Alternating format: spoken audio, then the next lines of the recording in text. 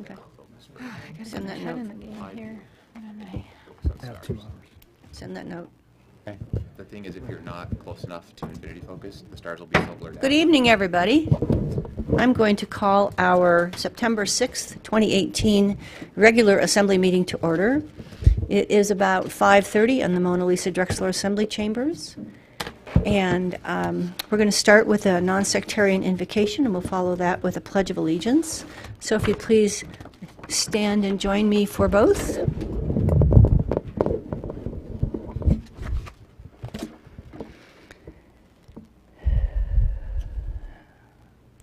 We give thanks for this day and ask that each of us use our ability to act upon the items before us this evening in a manner that benefits all residents of our community. Thank you. My flag is there. I pledge allegiance to the flag of the United States of America and to the republic for which it stands, one nation, under God, indivisible, with liberty and justice for all. Thank you. Let's see. Clerk, would you please call the roll? I'd like to note for the record that Mr. Gray is excused and Mr. Quist and Ms. Major are running just a little late. Mr. Lejeski. Here. Mr. Tackey. Here. Mr. Cooper. Here. Mr. Roberts. Here. Mr. Lawrence. Here. Ms. Dodge. Here. You have a quorum. Thank you. So we're going to have a real quick safety minute, and that is just that we have an emergency exit through the double doors that we came in, many of us. We have an emergency exit out through that little single door behind this post. You would go out that door and then to your left.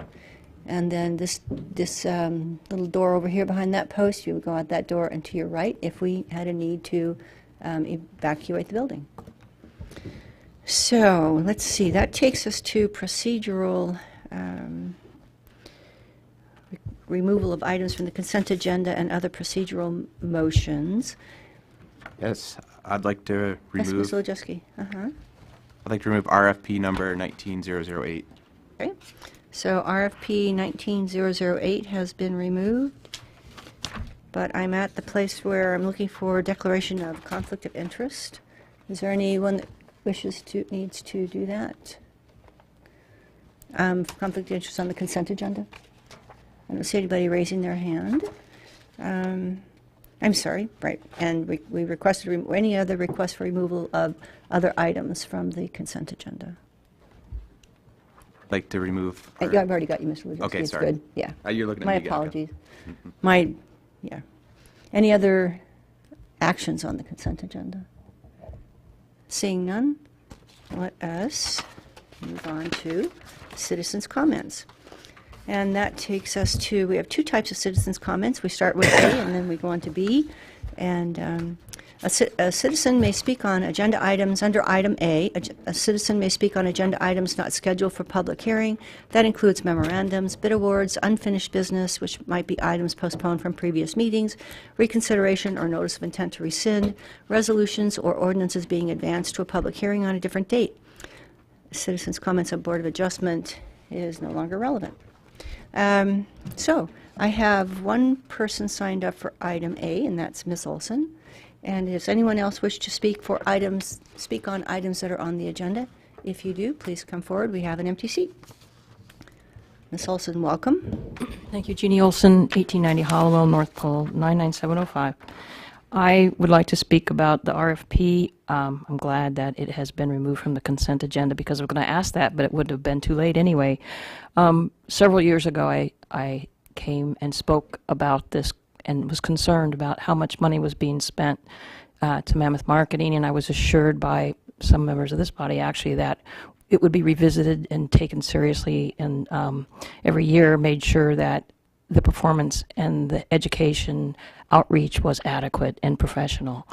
I can say right now that I'm glad it's not automatic, and I hope you have a good discussion about this tonight, because it's about health and how many times you can watch the guy with the beard on the bus. It was fun and funny, and it went viral, but I just, and then 3 mayors telling you to split stack in the store and burn safely. Where are the kids? You know, what the impact? How to sweep your chimney with nylon brushes instead of steel brushes? You know, there's so much out there. And then the health. Citizens for Clean Air through ACAT, American or Alaska Community on Action and Toxics, paid for a video about health with Dr. Hanley. We did that. It wasn't through Mammoth Marketing because we kept asking for it and asking for something about health, and it never happened. So now Dr. Hanley's got a video out about 20 minutes long, and Citizens for Clean Air paid for it.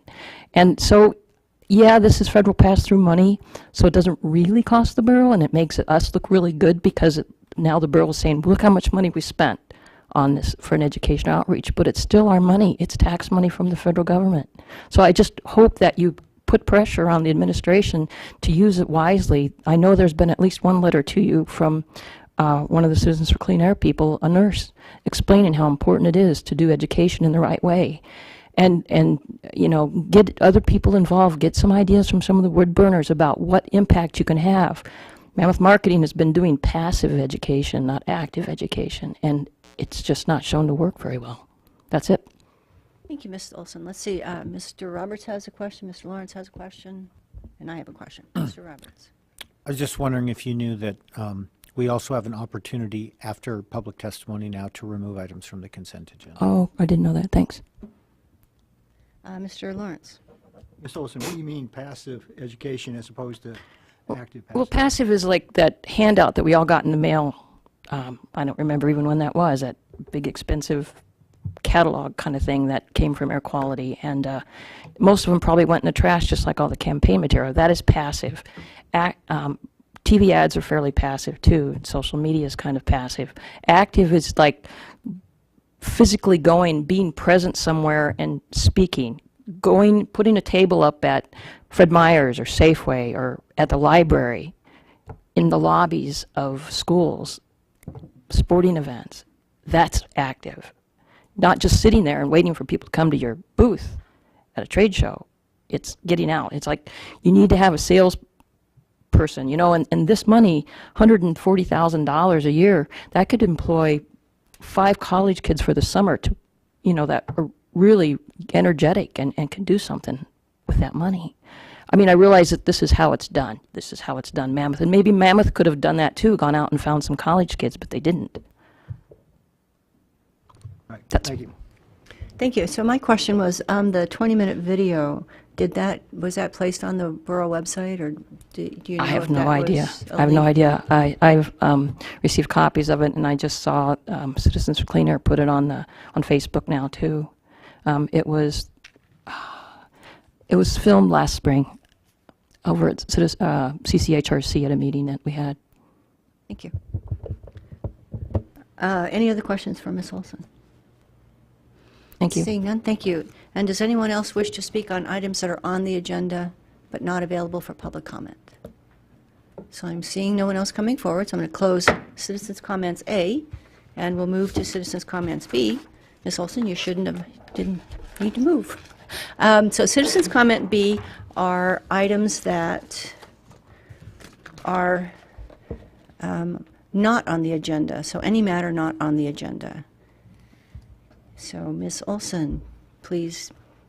Jeannie Olson, 1890 Hollowell, North Pole, 99705. I'm sitting in another chair because I have a different hat on now. It's kind of a little ironic because I came to speak on the 23rd about something that was an issue that had to do with fear, and then it got canceled, and the reason it got canceled was kind of like the same reason that I'm speaking about. So I'm going to read this because I'm a little emotional about it. I am testifying tonight because I listened to the August 16th appeal regarding a public records request. Public notice sparked my curiosity because I didn't recall ever seeing this sort of appeal come before the Assembly. I didn't know Michelle Noyd, but the subject really got my attention when I heard her say it was an animal control issue. So I continued to listen on the internet stream. What really struck me was not the details, but the lack of details, available to not only Michelle, but also to everyone. As Mr. Lajowski commented at the end of the hearing, I don't think we have the answers, even if you got the unredacted copies. I know how challenging it can be when people are distraught, upset, and downright angry. While some of the things that occurred and were said are heat of the moment emotions, that is no excuse for how this case was handled. People who are upset have their emotions stoked even more when they feel there's a lack of transparency. If there had been a complete report and the officer would have provided the information so necessary when there's a tragedy, I doubt this event would have escalated. Now, there has been a lot of unnecessary angst, time, and paperwork, when all was needed was for someone at some level of local government to intervene. Certainly by the time it reached the mayor's office, what should have happened was to ring up the animal control manager and request a full report, and then to invite Michelle to discuss it. Really, this is a classic extreme example of what happens when there's a lack of communication. Certainly, the assembly body, you did your job administratively that night. I don't know what was said during the closed session, but I hope there were questions raised about the lack of information in the unredacted report. My comments and criticisms are a reminder of your role as public servants, as well as who we are. We're all flawed, and emotions were a big factor in this case. Our local government appears to feed more data and regulations these days and forgets that its citizens are humans with emotions, voices that want to be heard, and facts that need to be known. Has fear so permeated our society that it has dehumanized us to the point that redacting pronouns is the most important thing? So I did what no one else seemed to do, and I visited Bill Henry and his nephew. We spoke for over 30 minutes. I then shared what I had found out with Michelle. I provided her with what she needed for closure and had been asking for because animal control failed to do that at the time she went to animal control to pick up the dead bodies and for 6 months later. I'm not here tonight to tell you the details unless you want to know them. I'm here tonight because something needs to be done to attain a higher level of professionalism. And I assure you that providing more office space with individual desks and privacy isn't the solution in a brand new building. I could expound more, but I hope you appreciate what I'm saying and not saying. Thank you, Ms. Olson. Let's see if there are questions for you.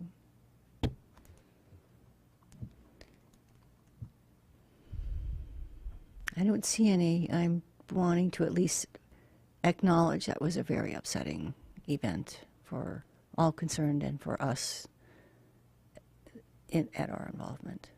We agree. As Mr. Lawrence? Ms. Olson, are you aware that, probably aren't. Never mind. Ms. Dolan has a question. Oh, we have ex So, parte. We shouldn't be speaking about this at this time. I'm concerned That's because correct. there's just still an appeal period, I Correct. believe, that Thank hasn't you. run yet on that, and it potentially could get remanded to you. Thank you. Yeah. So, All right, yeah. Are you aware that you don't know things, well? never well, mind. mine. Yeah. I will say one thing, because you can't say. As an animal control manager and veterinarian, I got a copy from Michelle of her redacted copy. But because of my background, I had enough information to go through that and understand what had happened. And then talking to Bill Henry, I mean, he's very open-minded. And Michelle said to me, I wished I would have known. And so now she has closure, and she was in tears. But, you know, this goes back, you saw it. I mean, it goes back to 02 and 03. It's a common thing when our borough expands and we're not addressing and we're preventing stuff. Animal control did exactly what they were supposed to do. The borough did exactly what they're supposed to do. The troopers did exactly what they were supposed to do by the letter. But you have to think out of the box when things start getting kind of weird. And this guy has been shooting dogs legally for a long time, and he's upset because they're killing his birds, but he's got an attractive nuisance. He needs a fence. I told him you need to get geese, and he said I had geese, but the neighbors complained, and then they made me get rid of them because of the noise. So, you know, it's a community problem that's been known, and many of the animal control officers knew about it. I contacted them because I recognized their initials from 10 years ago. And they said, yeah, it's been a problem. But they just write it up and then stick it in the form. And so what's going to happen is more dogs are going to die because until the community gets involved. And so you can be worried about your legal things and redact the pronouns and not talk anymore, but it's because that happened is why now it's in this situation. And we just need to become humans again and take care of each other better. Michelle said, I wished I would have known how many birds had died. I would have offered to repay him for them. And I said, he's lost birds every year. This is the 4th time dogs have been dying. So I'm just saying, I know you can't talk and you can't say, and maybe it was really upsetting, but it's a problem and it's going to continue to be a problem. That's all. I just needed to say it. Thank you. Anyone else wish to speak on items not on the agenda?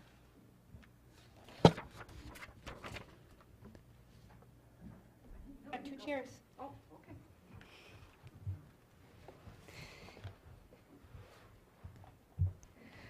So I need your name and your neighborhood or residence, please. My name is Wendy Mannon, and I'm from North Pole, Alaska.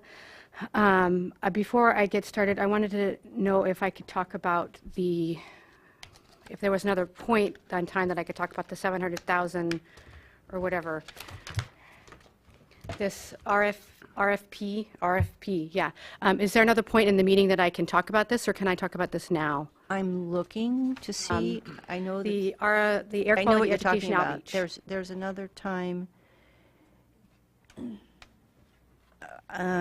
Says comments on items removed from consent. So there is another time to talk about citizens' comments for items that have been removed from consent. And so that's been removed from consent. Okay, so So that would be, Ms. Dodge, I think that will come after we consider that item on the agenda, however.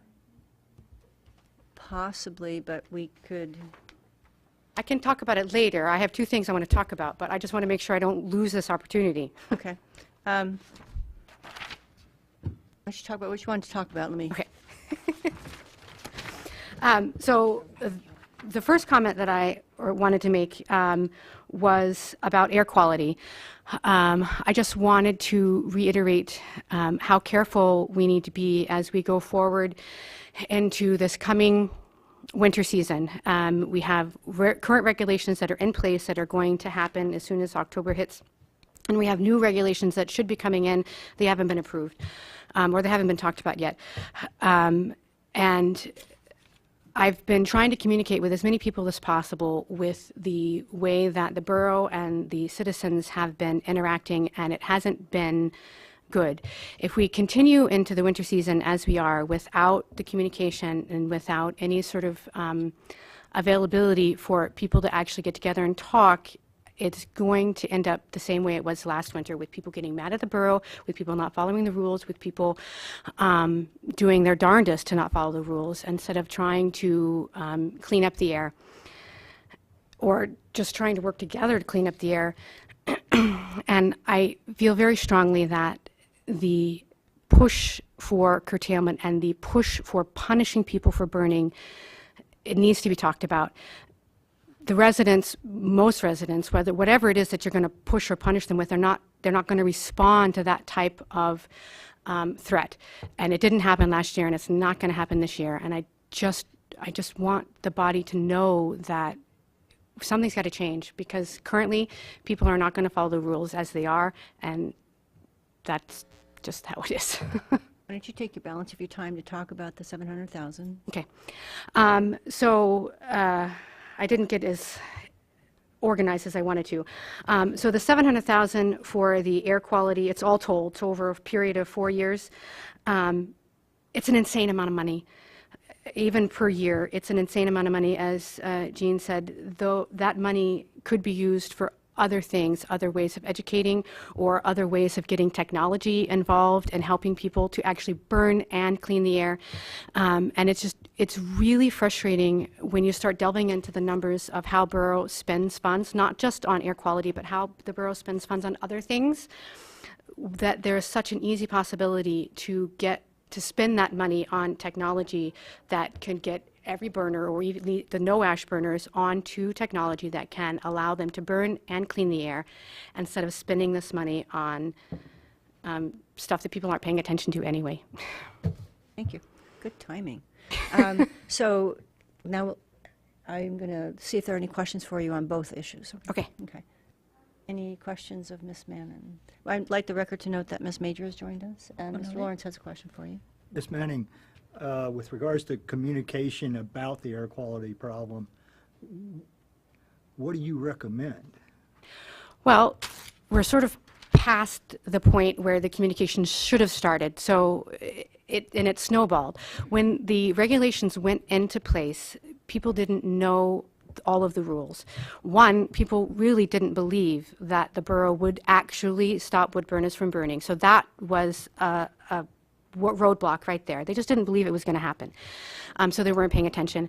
And then it was just very hard to find the current information at that time. Now, most of the information is available.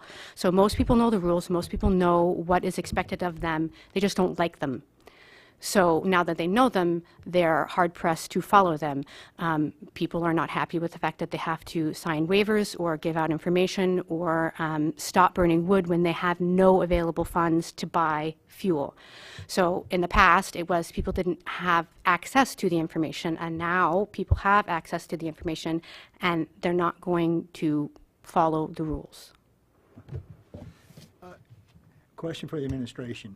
How many people have been cited for violating, burning policies? Actually received a citation. Yeah. One. Okay, so I'm a little, Ms. Yeah, you're not debating. Okay. Questions? So, in light of that, what is the borough doing wrong? Well, so I would like to ask, is that the citation for the fine, not for how many people actually got warned against burning? Is that correct? Okay, so you object to people being warned not to burn? Well, I don't know if only one person was fined. Is that a correct statement? Correct. Okay, so do we know how many people were warned against it?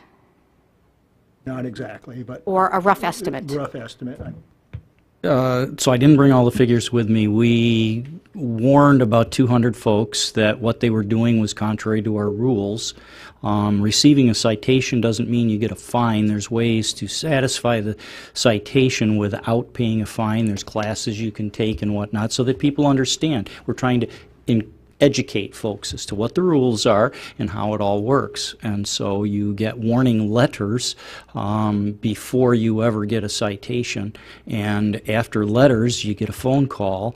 And if all that fails, then it can go to a citation. And then there's still alternatives, which could be, like I said, could be classes. So we wrote one citation ultimately, and I'm not sure if that person actually paid a fine or went to a class. I don't know what the final outcome of that was.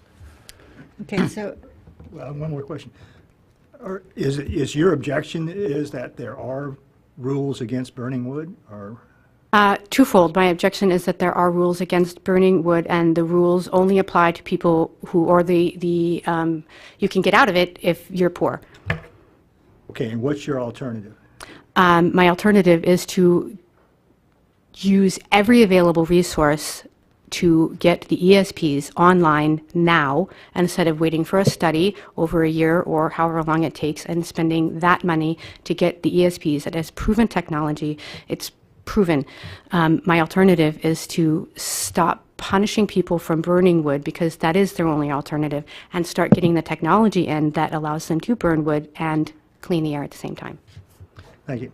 Mr. Roberts, Do you think it's going to be worse this winter? I'd like the record to, never mind. Think it's going to be Who else worse came this in? winter with the increase in fuel prices? Yes, and there's still this whole serious SIP that's out there that we don't really know about. And from what I can tell, the rules that are going to be put out there for possibility to be put in the SIP are going to be way harsher than they are now. Yes, I think it's going to be worse. Thank you. Any other questions for Ms. Mannon?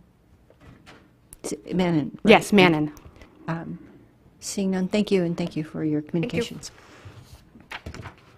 And Ms. Mullis, welcome. Please give us your name, Harry Mullis, your neighborhood, close to the Muskox. and you'll have 3 minutes. Thank you. Okay, well, I came the last time, but we all rudely left. I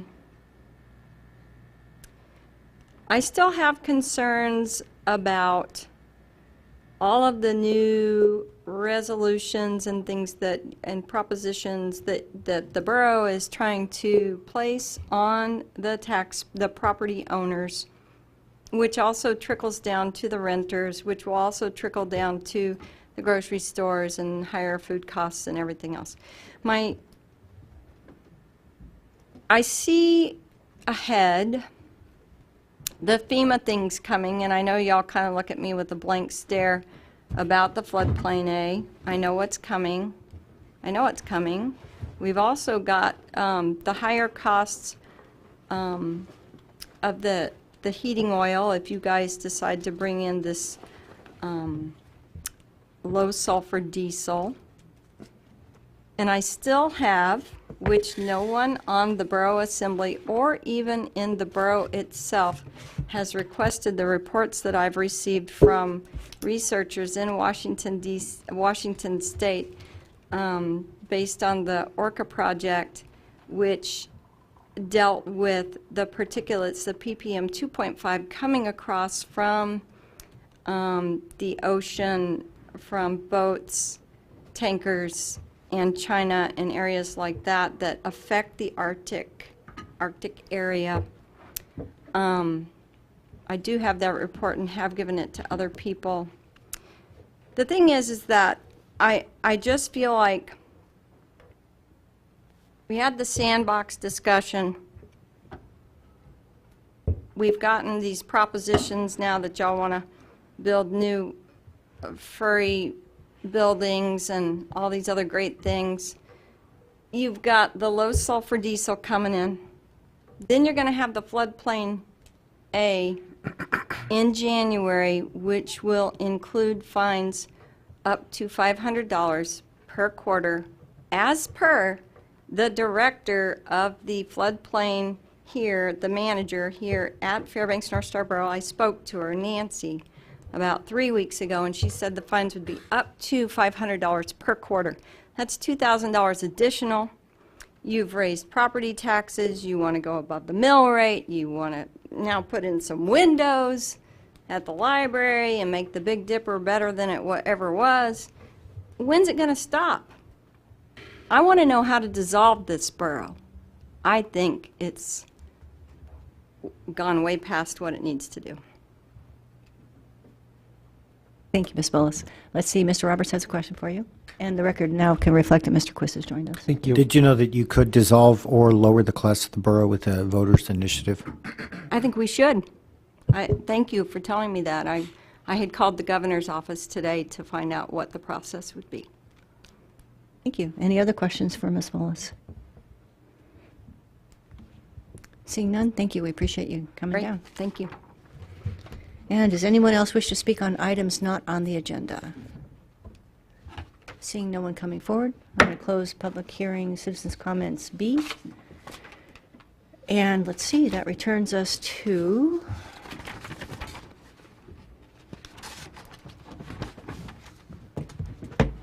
approval of agenda and consent agenda.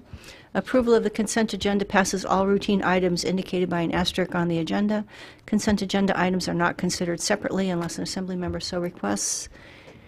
If the consent item is to be removed as an ordinance up to be introduced, advanced, or referred, it takes 2 assembly members to refer the item from the consent agenda. In the event of such a request, the item is returned to the general agenda. Ms. Major, do you need to declare a possible conflict of interest? I do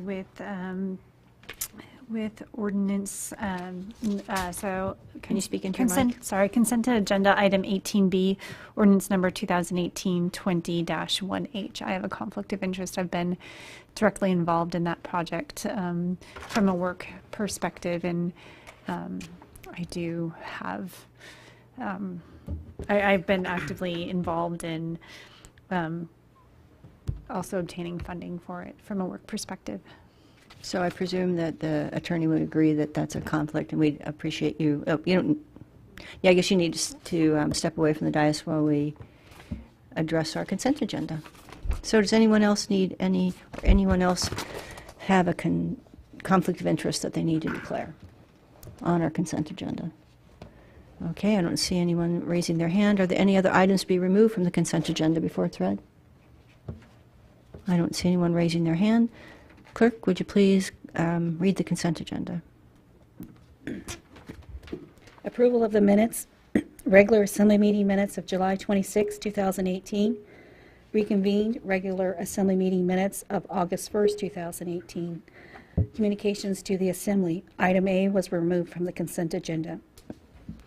Item B, memorandum from Mayor Castle recommending the appointment of Kim Luff to the Early Childhood Development Commission. Memorandum from Mayor Castle regarding delegation of authority during temporary absences. Consideration of the calendar new business. Ordinances to be introduced in advance to public hearing. Ordinance number 2018-28. An ordinance rezoning the proposed Goldstream Dream subdivision described as a portion of Government Lot 1, Section 6, Township 1 North, Range 1 West, Fairbanks Meridian, approximately 33.39 acres, from General Use 1, GU 1, to Rural and Agriculture 5, RA 5, or other appropriate zone, located north and south of Coldstream Road, northeast of Belaine Road, rezone number 2018-005. Sponsor Mayor Castle. Refer to the Committee of Whole on September 6, 2018, advance to September 13, 2018 for public hearing. Ordinance number 2018-21H, an ordinance amending the fiscal year 2018-19 budget by appropriating $50,000 from the general fund balance to thy multi-year general sub-fund for a joint U.S. Army garrison in Fairbanks North Star Borough recreational athletic facility planning charrette and implementation plan. Sponsor Mayor Castle. Refer to the Finance Committee on September 6, 2018. Advance to September 13, 2018 for public hearing. Ordinance number 2018-21D, an ordinance amending the fiscal year 2018-19 budget by appropriating $325,000 to the Capital Projects Fund from the North Star Fire Service Area Fund balance for the purchase of self-contained breathing apparatuses. Sponsor Mayor Castle. Refer to the Finance Committee on September 6, 2018, advance to September 13, 2018 for public hearing. Ordinance number 2018-29, an ordinance amending the date set forth in Ordinance 2018-16 for the sale of real property acquired through property tax foreclosure and waiving the notice requirements in Fairbanks North Star Borough Code 8.24.060E. Sponsor Mayor Castle. Refer to the Committee of Whole on September 6, 2018, advance to September 13, 2018 for public hearing. And that concludes your consent agenda. Thank you. Move to approve the agenda and consent agenda? Second. So moved by Mr. Lawrence and seconded by Mr. Tackey. Is there any, well, why don't we vote on the consent agenda, being as we're the person that's not at the dais. Would you please call the roll, clerk? Mr. Quist? Yes. Mr. Tackey? Yes. Mr. Cooper? Yes. Mr. Roberts? Yes. Mr. Lojewski? Yes. Mr. Lawrence? Yes. Ms. Dodge? Yes. Would anyone like to change their vote? Seeing none? 7-0. It's adopted 7-0, and Ms. Major is going to join us back on the dais. And that takes us to RFP Award number 19008, which is Air Quality Education Outreach. Approval of the proposal submitted by Mammoth Marketing LLC in the amount of $140,000 for the initial contract period and $700,000 if the 4 additional one-year options are exercised. It's on page 37 of our agenda. And Mayor Castle, do you have a staff report for us on this? We do, and Mr. Corey Beal will be giving us that report. Thank you. Thank you. Good evening. So this RFP is for the educational outreach program for the Air Quality Education Program. The competitive process was conducted in compliance with Title 16, with Mammoth Marketing LLC being the lowest, or rather the highest ranked responsible offerer. We'd recommend awarding the award to Mammoth Marketing LLC in the amount of $140,000 for the initial contract period and $700,000 if 4 additional one-year options are exercised. Thank you, and sorry about my croaky voice there. Thank you. Any, let's see, I guess I would look for a motion to approve. Move to award Award, thank RFP you. award number 19008, Air Quality Education Outreach. Second. So moved by Mr. Cooper and seconded by Mr. Tackey. discussion on this? Mr. Roberts, we'll start with you. So, I like Ms. Olson's comments as far as that this money should be used wisely. I don't know if the health aspect is what's going to actually get people to change as much as the economic self-interest. I think the most important thing people can do with regards to air quality is to operate their appliances right and use very dry wood. I think the borough recognized this. How well they've been getting out in the marketing efforts I can't speak to because I haven't seen all those materials. And so I guess I'm just stating that I hope that they are emphasizing all those components of economic self-interest that will motivate people more than anything else to change their behaviors. Thanks. Mr. Lajewski? I guess I had a question for the attorney. On what grounds can the Assembly reject RFPs? So you essentially would need to define or decide that it's not in the borough's interest to continue the project at all, or if there's an irregularity in the process, that would be another basis. But you can't just decide you don't want to use Mammoth Marketing if we went through the competitive process, if they're responsive, and is that what you're... Yeah, that's partly what I'm getting at, and this is, I'm trying to kind of ask this for the benefit of, partially for Jeannie Olson, because I don't fully understand the rules, and I don't know if, she'll probably tell me if she did, but I don't know that she does. Yeah, so essentially, when we go through the process, preparers spend money to submit proposals or bids, and so you can't just not award it because you've decided that you don't like them in particular. You have to have a reason, such as the funding's no longer available would be another reason that you could do it. I have a memo I can redistribute to the Assembly if you'd like. Okay, yeah. If that didn't answer it, yeah. Mr. Cooper? Thanks. I think Ms. Olson raised some good points in that, you know, our marketing campaign has to be relevant, and so hopefully, you know, perhaps the older ads that came out aren't relevant to the current landscape, and I'm hoping that the administration will take that into account as they're, you know, working on the new ads under this. I guess one question, I don't know if this is Mr. Beal or someone else in the administration, but the federal funds that are being used for this award, are those restricted to marketing, or can they be used for other air quality related issues? So those federal funds can actually be used for other air quality related issues. They can also be used for staff salaries, which they're used for in this case as well. The one thing should be noted about those grant funds is that they are running out. In fact, we don't even have enough in the grant funding to pay for the entire $140,000. We have in the budget $110,000 of grant funding is going to be used to pay for it, and then the remainder is going to be made up by general fund from that line item. Thanks. Mr. Lawrence? You know, I agree with Ms. Olson, and we got a letter from Jennifer Smith that, and I think I disagree with Mr. Roberts to some extent. I think the fact that PM 2.5 constitutes a serious health hazard, you know, I don't really see that in the advertising. So what about, you know, why not? We just haven't had that as part of our advertising campaign. We have had some of the health effects in there, and that's certainly an area that we can put more time and resources into if we're directed to do so. So I have, Well, yeah. All right, I think the mayor. yeah, are you done? Well, yeah, I'm done with my question. Okay. Mayor and then Mr. Roberts. So we're constantly evaluating our program. The ads that are out there now are not the ads that we had 4 years ago. I mean, we add, we subtract, we change. Some of them are older ads. We're constantly reviewing how we're doing outreach and education. We've added the Clear Air conference that we're doing again this year. We try to revamp the programs in there. So this is an ongoing process, and I appreciate the comments and the concerns.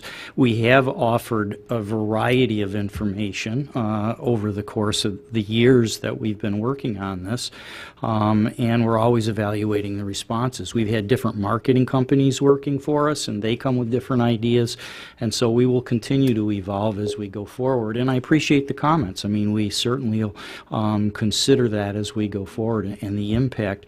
I think we probably have been a little bit light on health aspects. We certainly haven't ignored it, and it's a major part of a number of our programs that we're operating, but we can try to increase the focus of that a little bit as we go forward. You know, I think that's a legitimate comment to make. So we'll continue to evolve as we go.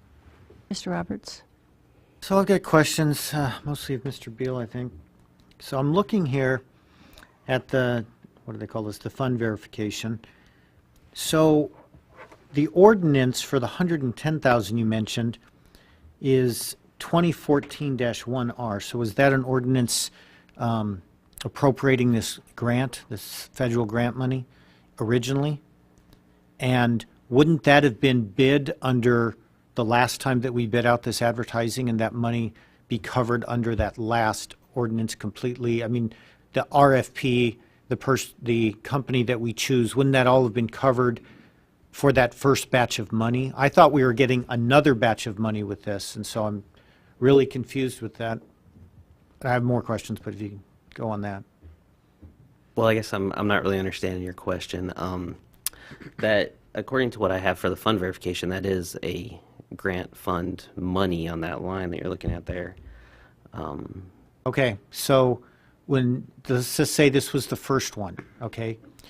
We're getting $700,000, and so we're going to do $140,000 a year for up to 5 years. So then we approve that on the assembly. We then issue an RFP. We find somebody and we approve them. We did that at some point without. I didn't look up the original ordinance for when we did that, but I'm sure we had the extensions in there. So did we choose not to do the extensions? Was the grant something that was done year by year, and this year we just didn't happen to get the full amount of money, or was done maybe every 2 years, is that biannually, and we didn't have enough money from the last time? Something like that, that we'd end up with money here that's not a new grant. Usually these things are tied to new grant money we got coming in. Now we tie an ordinance to it, or an appropriation to it, which would yield the RFP. And I can field this one. So basically what happened is we had the original contract with Mammoth, and we went through all of the eligible contract extensions for that. And because the contract extensions had all been run through the process, then we had to do an all-new competitive RFP for the remaining year. And that's what this contract is to go through the $140,000, which will get us through this fiscal year. The remaining extensions are done on a year-by-year basis, and so if we have the funding for the next fiscal year through the budget cycle, then we have the option to extend this contract. If we don't have the funding through the next fiscal budget, then we'd have no obligation to extend the contract through Mammoth, so it's done on a year-by-year basis. Okay, so we ended up with more grant money out of the last 4 or 5 years of possible extensions. Now we've got it, we're applying it here. The next question is, that $30,000 that's coming out of the budget, was that specifically allocated for this purpose?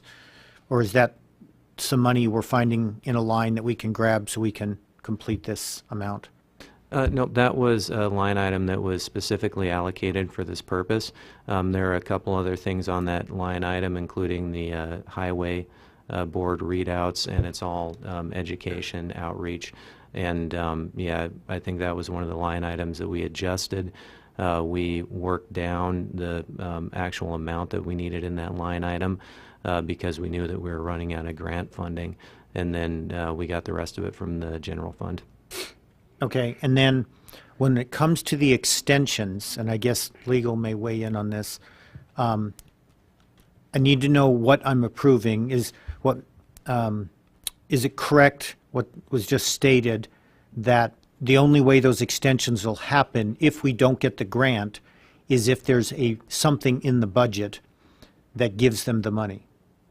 Correct. So you're going to appropriate that money each year in the budget, and then we put a non-appropriations clause in our contract. So they're always subject to appropriation. Okay, so we're just approving the RFP. We're not approving that expenditure in the future. That will be approved in future budgets. Correct. Thank you. Mr. Cooper? Actually, my questions were about renewal and subject to appropriation, so they've been answered. Thank you. Mr. Lawrence? You know, I really do urge the administration, in conjunction, you know, with Mammoth Marketing, to stress the health impact of PM 2.5. You know, I've heard it in here.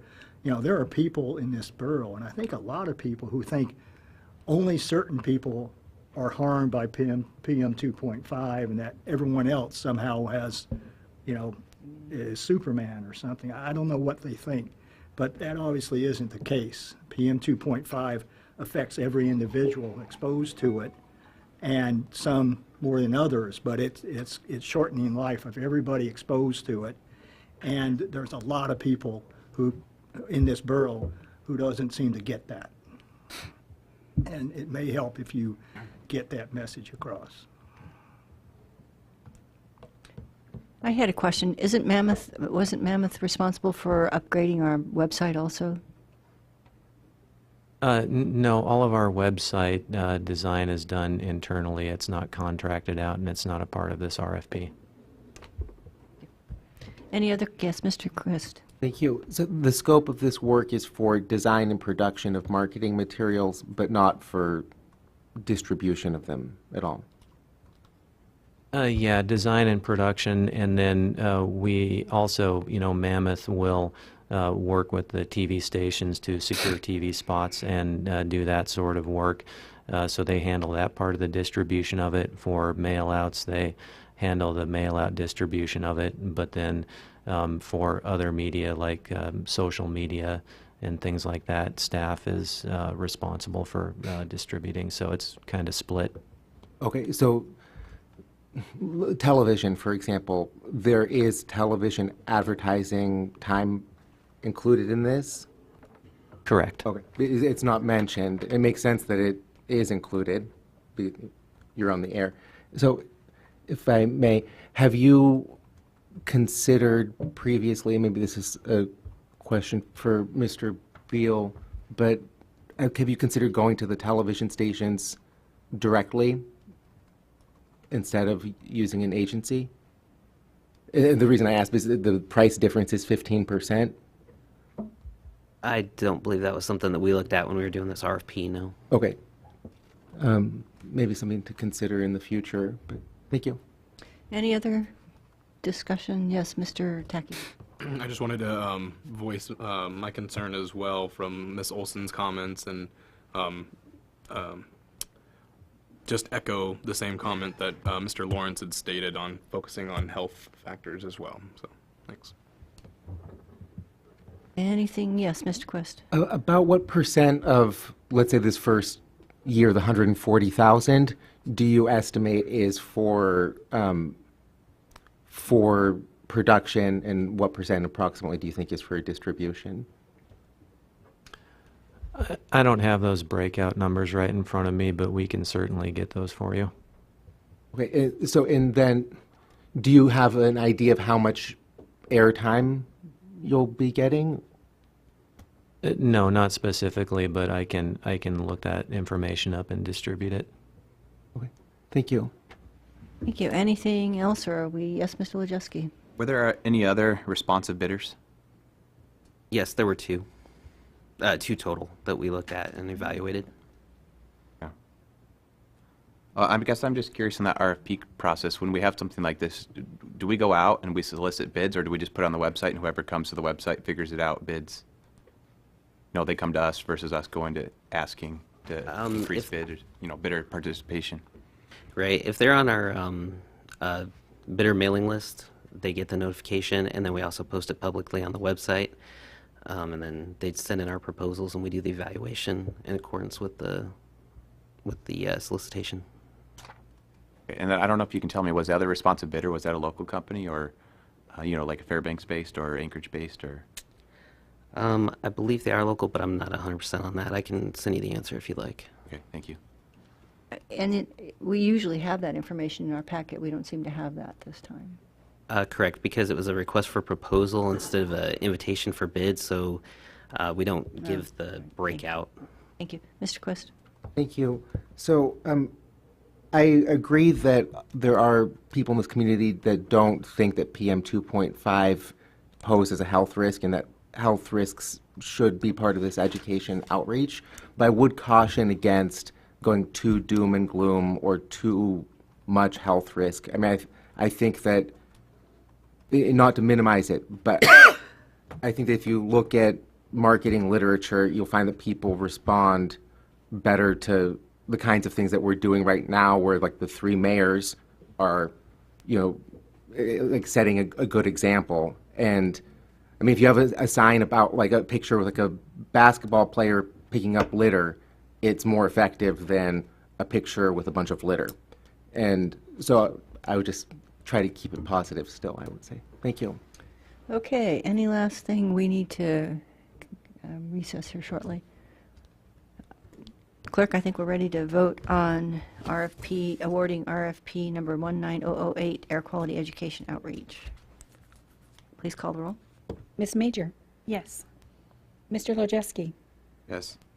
Mr. Roberts, Yes. Mr. Tacky, Yes. Mr. Cooper, Yes. Mr. Quist, Yes. Mr. Lawrence, Yes. Ms. Dodge. Yes. Would anyone like to change their vote? Seeing none, 8-0. it's awarded 8-0. And with that, we're going to recess until 6:30.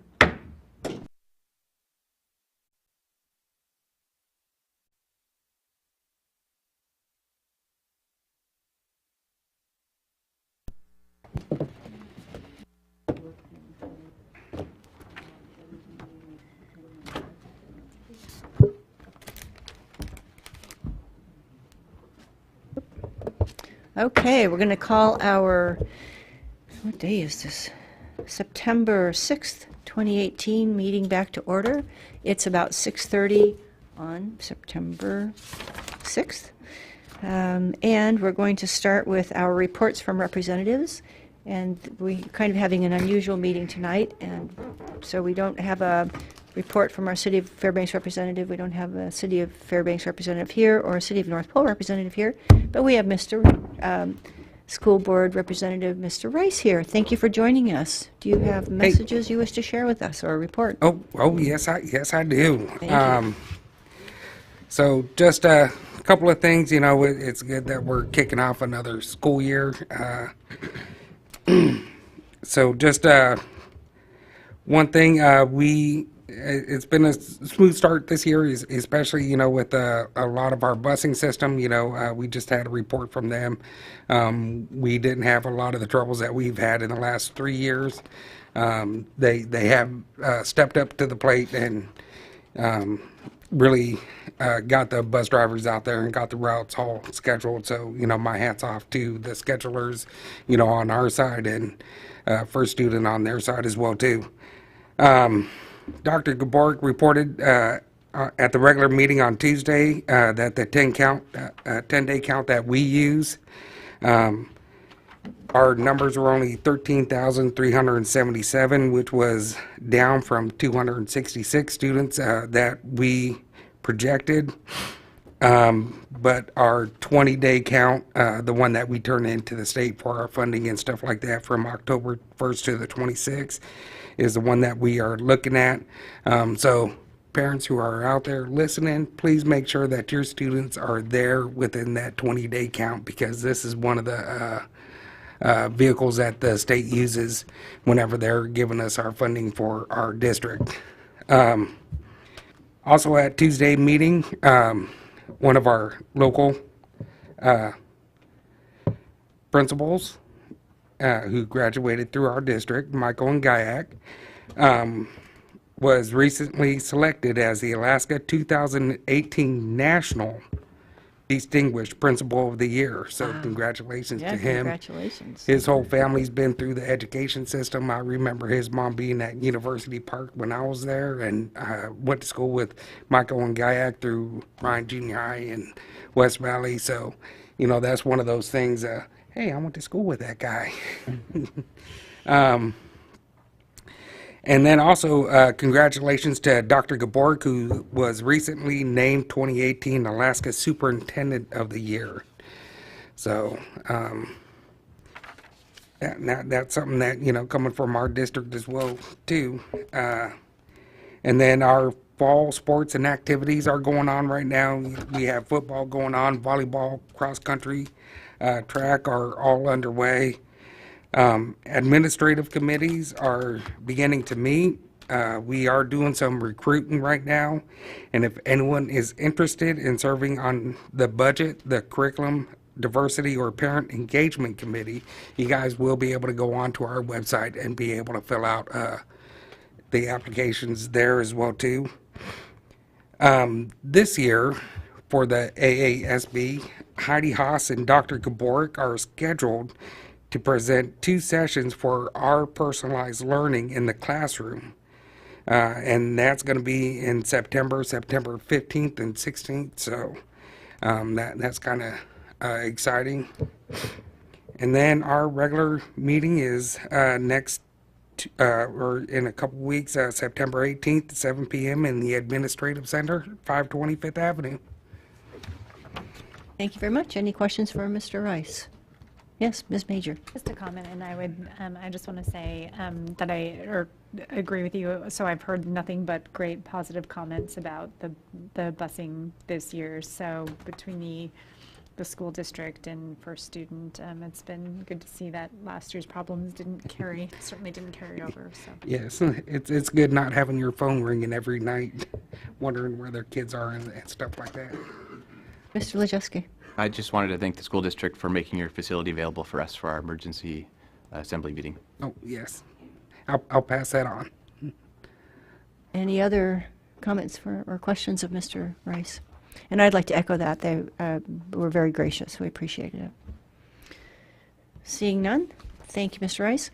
We'll move on then to public hearing.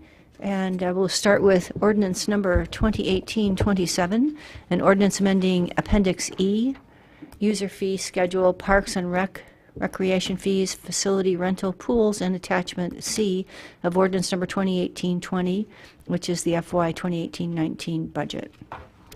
To add a fee for school district swim programming. The sponsor is Mayor Castle. It's on page 50. There's additional information in our yellow folders. And Mayor Castle, do you have a staff report? We do. We'll go to Mr. Steve Taylor from our Parks and Rec Department. Thank you very much. This ordinance implements a fee for the school district swim program. Earlier this year, the borough terminated a 1977 swimming pool operating agreement that was between the borough and the school district, as it was outdated and it really didn't reflect the reality of how the two organizations were presently operating.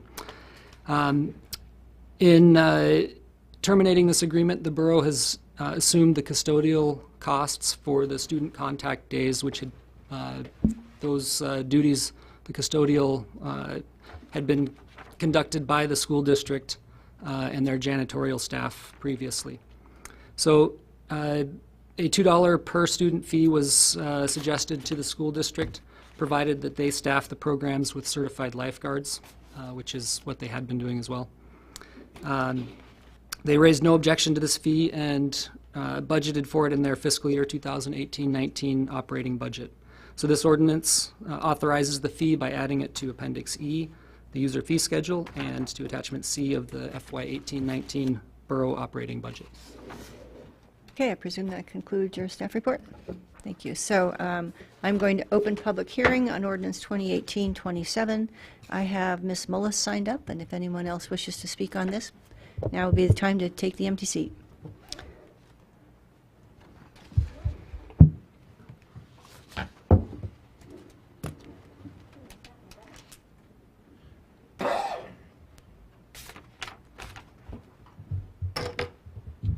Please give us your name and neighborhood, and you'll have 3 minutes. Carrie Mullis, Close the muskox. Am I supposed to spell something? No? Your last name. Oh, Mullis. Sorry. Thank you. I think I forgot that. I think I forgot to ask you. So I think that these fees are too low. I believe that the school district has shown the borough that they do have extra funds set back after asking y'all for funds and then finding out that they did have additional funds available to them. I think that you could, really, across the board, if you look at the things that y'all are trying to provide and that you're asking taxpayers to support, you're still not bridging the gap between reality of what the costs are and what you're asking the property owners to pay for. There may be parents that have children that are in the schools that swim. I swam my whole life, age 3 to 11th grade. I was a top swimmer in Texas. It costs a lot to keep a pool up, even more so up here. And I believe that the school district, if they're going to have extracurricular activities like this, $2 a child is not enough to support what they're receiving.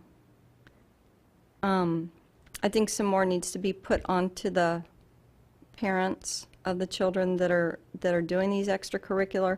When I was a child, if we wanted to do extracurricular, my parents had to pay for things so I could do them. So I'm just saying that $2 is great, but I think it needs to be more. I think in everything that y'all do, you need to look at your fees and really sit back and go, gosh, maybe we should charge a little more and not keep putting more onto the property owners. Thank you. Let's see if there are questions for you. I don't see any. So thank you for coming down. Okay, We appreciate it. Thank you. Does anyone else wish to speak on Ordinance 2018-27? Seeing no one coming forward, I'm going to close public hearing. Look for a motion. Move to adopt. Second. Moved by Mr. Cooper and seconded by Mr. Tackey. Discussion or debate? Mr. Lawrence, looks like your pen is up. Yeah, I wish Mr. Rice had stayed, but, Ms. Mullis makes a point. Does the administration know whether the parents of the children taking these swim lessons are asked to pay anything, or whether it's just simply the school district footing the bill?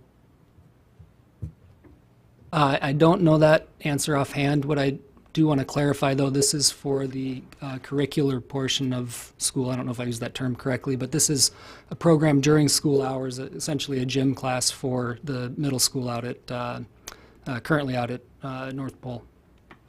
Okay, well, I think that answers it. I think that probably means that the parents aren't being asked to contribute to that particular cost.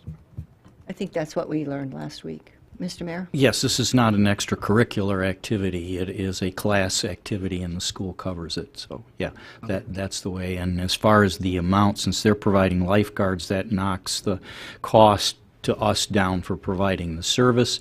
So the $2 probably isn't 100% of the cost there, but it comes closer than a lot of our other programs. Thank you. Mr. Quist and then Ms. Major. Thank you. The mayor just answered my question. Okey-doke. Ms. Major. So do you know approximately how many students per class swim, and then approximately how many classes per day?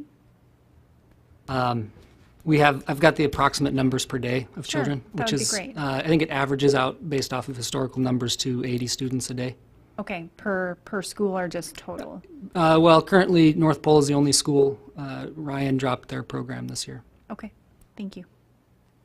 Mr. Roberts. Yeah, I was just curious if we have personnel there that are counting all the students, or they just give us a report at the end of the month and we send them a bill accordingly? So they keep attendance, classroom attendance, and they report the numbers, I believe. Our personnel do show up, but starting at 1 o'clock in the afternoon. Thanks. Any other questions? Seeing none, clerk, it looks like we're ready to vote. Mr. Tackey, Yes. Mr. Roberts, Yes. Mr. Lojeski, Yes. Mr. Cooper, Yes. Mr. Quist, Yes. Ms. Major, Yes. Mr. Lawrence, Yes. Ms. Dodge. Yes, would anyone like to change their vote? Seeing none, 8-0. it's approved 8-0. And that takes us to ordinance number 2018-20-1E, which is an ordinance amending the fiscal year 2018-19 budget by appropriating $41,975 in federal pass-through grant funds and $4,664 in local matching funds from the general fund balance to the capital projects fund for the Tanana Lakes non-motorized trail Phase 4 project. Sponsors Mayor Castle. It's on page 53. There's additional information in our yellow folders. And we'll start with a staff report from Mayor Council. Thank you. We'll go back to Mr. Taylor for that. Thank you very much. So this ordinance is appropriating money for the Federal Highway Administration's Recreational Trails Program grant to complete the Eagle Trail within the Tanana Lakes Recreation Area. This trail project will finish construction of approximately 1,700 feet of trail on the west side of Eagle Trail using 6 inches of compacted recycled asphalt product to make an 8-foot wide trail for walking, jogging, bicycling, fishing access, and skiing. An additional 8 inches of pit run material will be used in areas where the surface of the trail has settled a little bit and we're getting some water ponding issues. I believe that covers the report at this point. Okay, thank you. So with that, we're going to open public hearing on ordinance 2018-20-1E. And I have Ms. Mullis signed up, and if anyone else wishes to speak, now would be a good time to take the empty seat.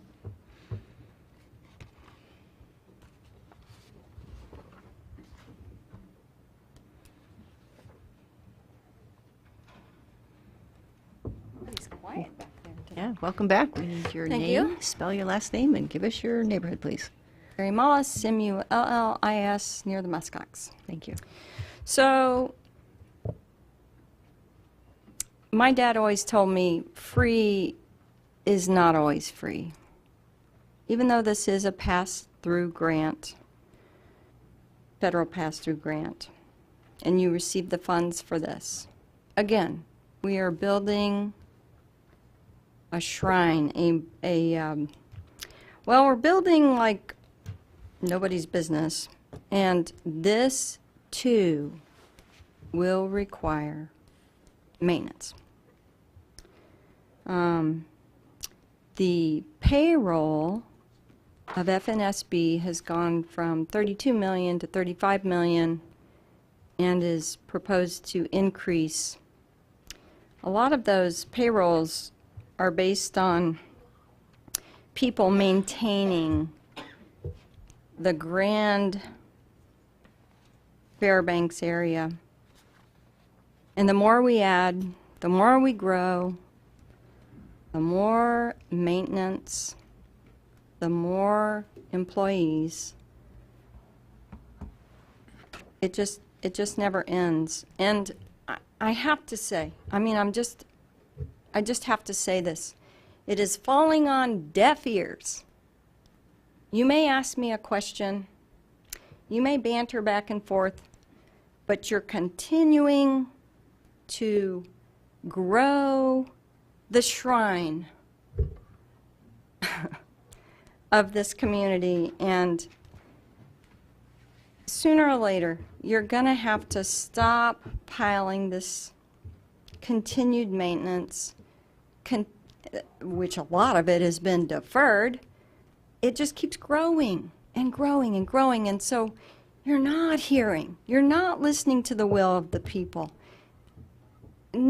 Yeah, it's great to have a great trail to run on, but what did we do before you guys started putting in areas for people to run in? Well, they ran through the Scarland Ski Trail, and nobody died. Nobody got ate by a bear. But y'all continue to grow these cute little asphalt trails. And then they get maintained, and then they get plowed, and then they need repairs. You have more repairs on your trail system than we do on our roads. Something's got to change. I mean, really. Something has got to change. You don't have the money. The property owners are going to not have the money. People are leaving. I don't care what y'all say. Insurance people are telling me that people are selling their toys. Can I finish that? Sure. They're selling their toys. They're taking their cars down to 1 or 2 cars per family members. They're doing everything they can to lighten their load. I have 2 friends that work in the insurance companies, and both of them are telling me this. Thank you, Ms. Willis. Let's see if there are questions for you. Mr. Lawrence? Ms. Mullis, have you ever been to Tanana Lakes? Yes. How many But the only reason why I went to Tanana Lakes is because my friend lived right next to it, and she asked me to come out and look at the moose. So I have never swam in the water. I have never sat on the beach. I have never done any of that. The only thing I went to was to look at the moose because she lives near there. All right, thank you. Mr. Quist? I can't figure out a way to phrase this in a question that's succinct enough, but... Go for it. Did you know that I'd like to talk with you later, I guess? You would? Yes. Yeah. Okay. Over Okay. coffee. Any other questions for Ms. Mullis? Seeing none, thank you. Great, Appreciate you thank coming you. down. Mr. Scotty, welcome. Please give us your name, spell your last name, and give us your neighborhood. My name's Ken Scotty, S-C-O-T-T-I, and I live in the Farmers Loop area. Thank you. I'd like to speak in opposition to this.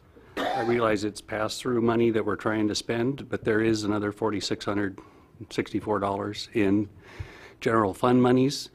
There's also maintenance that's going to ensue. This is simply to pave a trail, a walking trail. We can't afford the infrastructure we have now.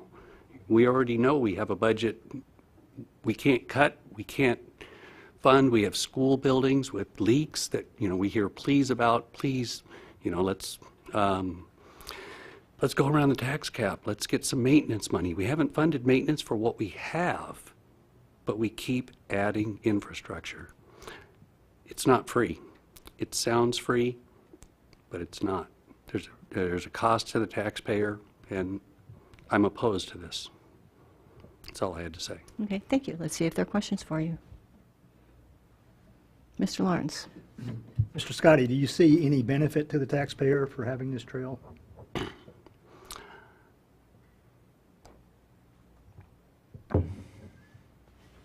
I'm not 100% clear on if it's adding any new trails, but certainly there's a benefit for anybody who wants to walk it.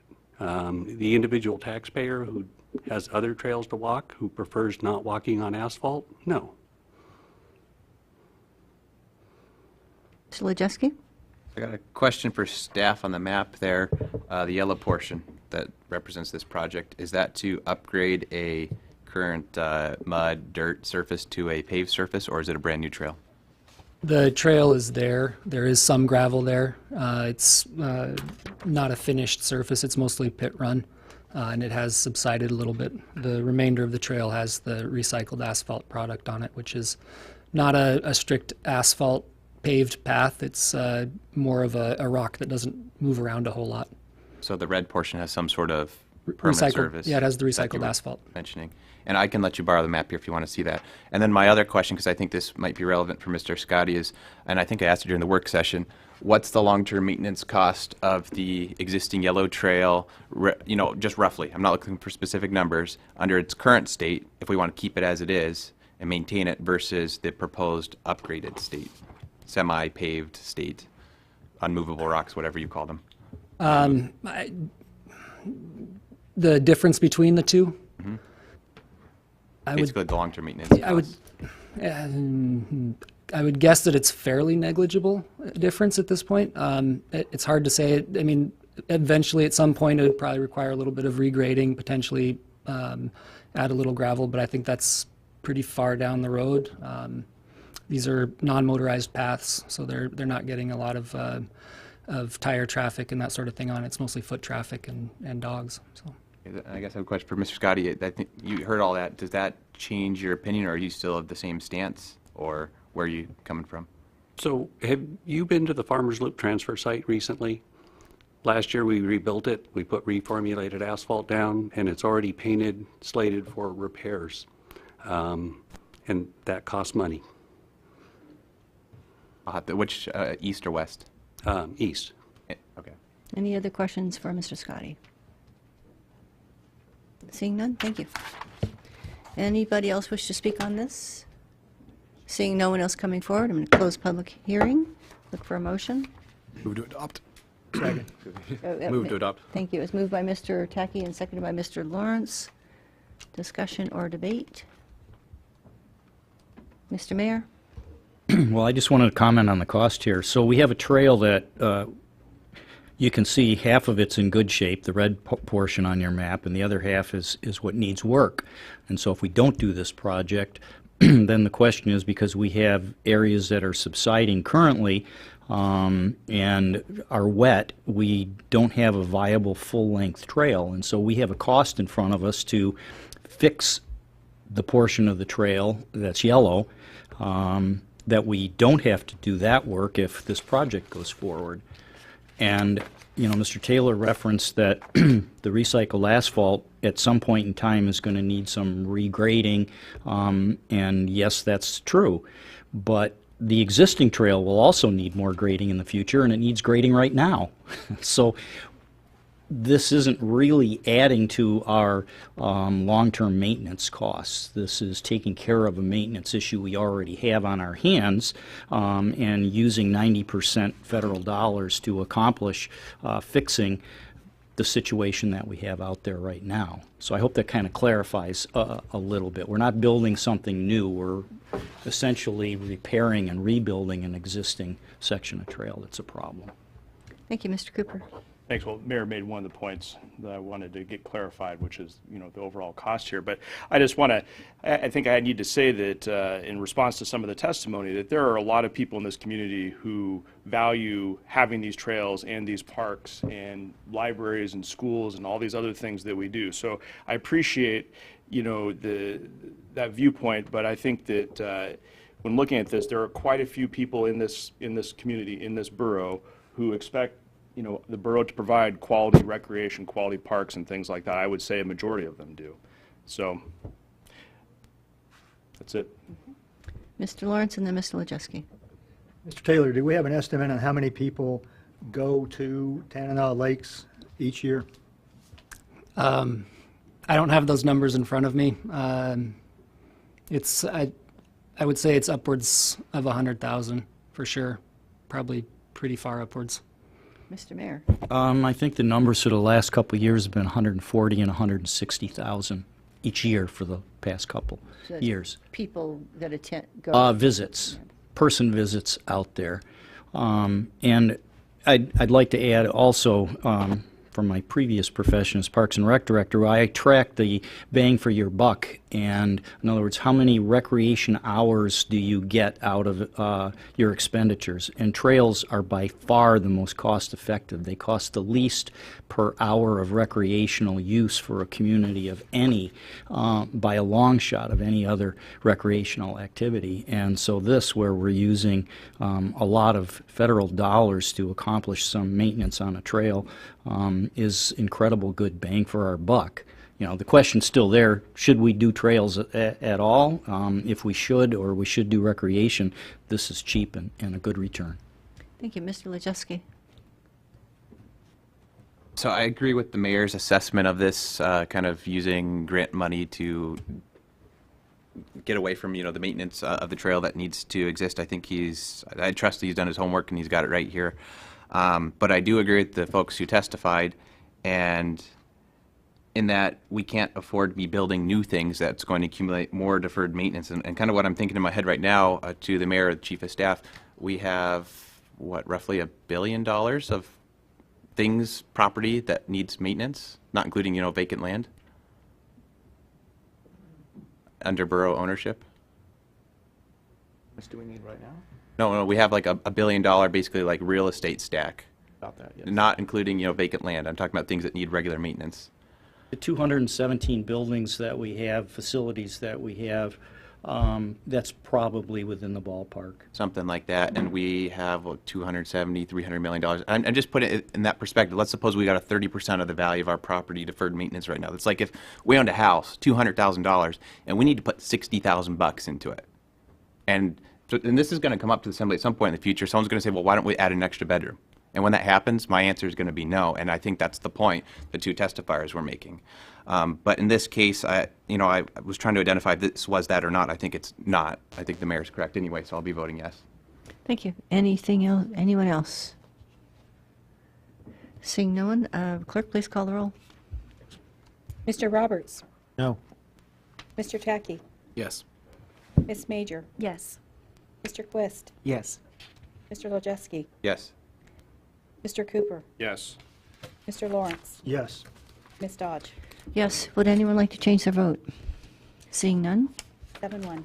it's approved 7-1. And that takes us to... That takes to ordinance number 2018-20-1F, which is an ordinance amending the fiscal year 2018-19 budget by appropriating $1,140,000 from the Facilities Maintenance Reserve to the Capital Projects Fund for various borough-wide facilities projects. The sponsor is Mayor Castle. It's on page 60, and there's additional information in your yellow folders. Mayor Castle, do you have a staff report? We do. We'll go to our Public Works Director, Mr. Dan Sloan. Thank you. So this ordinance is appropriating $1,140,000 from the Facilities Maintenance Reserve to 5 specific maintenance projects.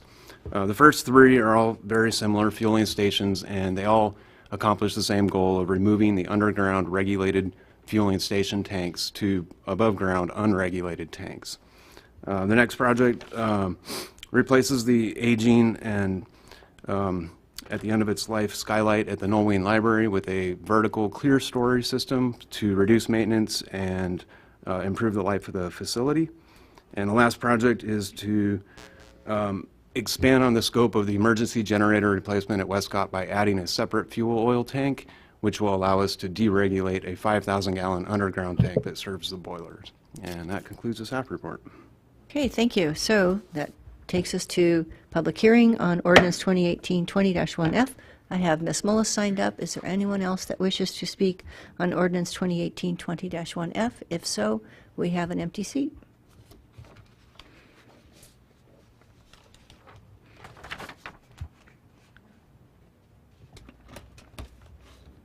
Welcome back, Ms. Mullis. Thank you. Please give us your name, spell your last name, and tell us your neighborhood.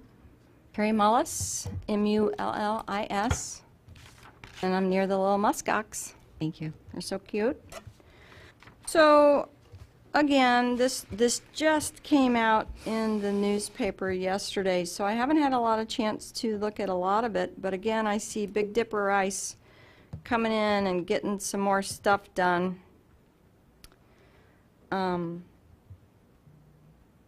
And of course, the Nolween Library, the skylight replacement. Really, are these things necessary now? So when I think about a library, and I have not been in Nolween for probably 23 and a half years. I probably took my kids there when they were children. The question is based on the lack of funding that y'all have at this point in time, the amount of money that's being spent faster than the property tax owners can replace it for you, and you look at all these things that need to be done, and the amount is $1,140,000. Can't we really do a little bit different job on how we classify what needs to be done? A month and a half ago, I think it was about a month and a half ago, maybe it hasn't even been that long, we had the school board crying that their poor children were sitting in classrooms that still had somebody's mustard stain or something up on the ceiling, and that there was leaks, and that there was children could not learn in an environment like that. But yet we're coming forward and we're saying, well, hey, you know, the skylight, yeah, it's hard to maintain. It's kind of a pain in the butt. We want more light in the library. So we're appropriating money, but where's the list that says the needs and the wants? I mean, when I have a limited budget, which I do, thank you very much for my new tax bill that's $9,400 this year, there's needs and there's wants. I need to buy heating oil. I need to put a little bit of groceries in my refrigerator. I want to have a pizza. Can I afford the pizza? No. I want to have better insurance for my property, but I have to go with the lesser amount of insurance for my property because that's what I can afford. I have to live within my means. Again, this borough is not. Finish Hate that buzzer. Finish your thought, yeah. The borough appears to be not really prioritizing. If the children are a priority, make them a priority.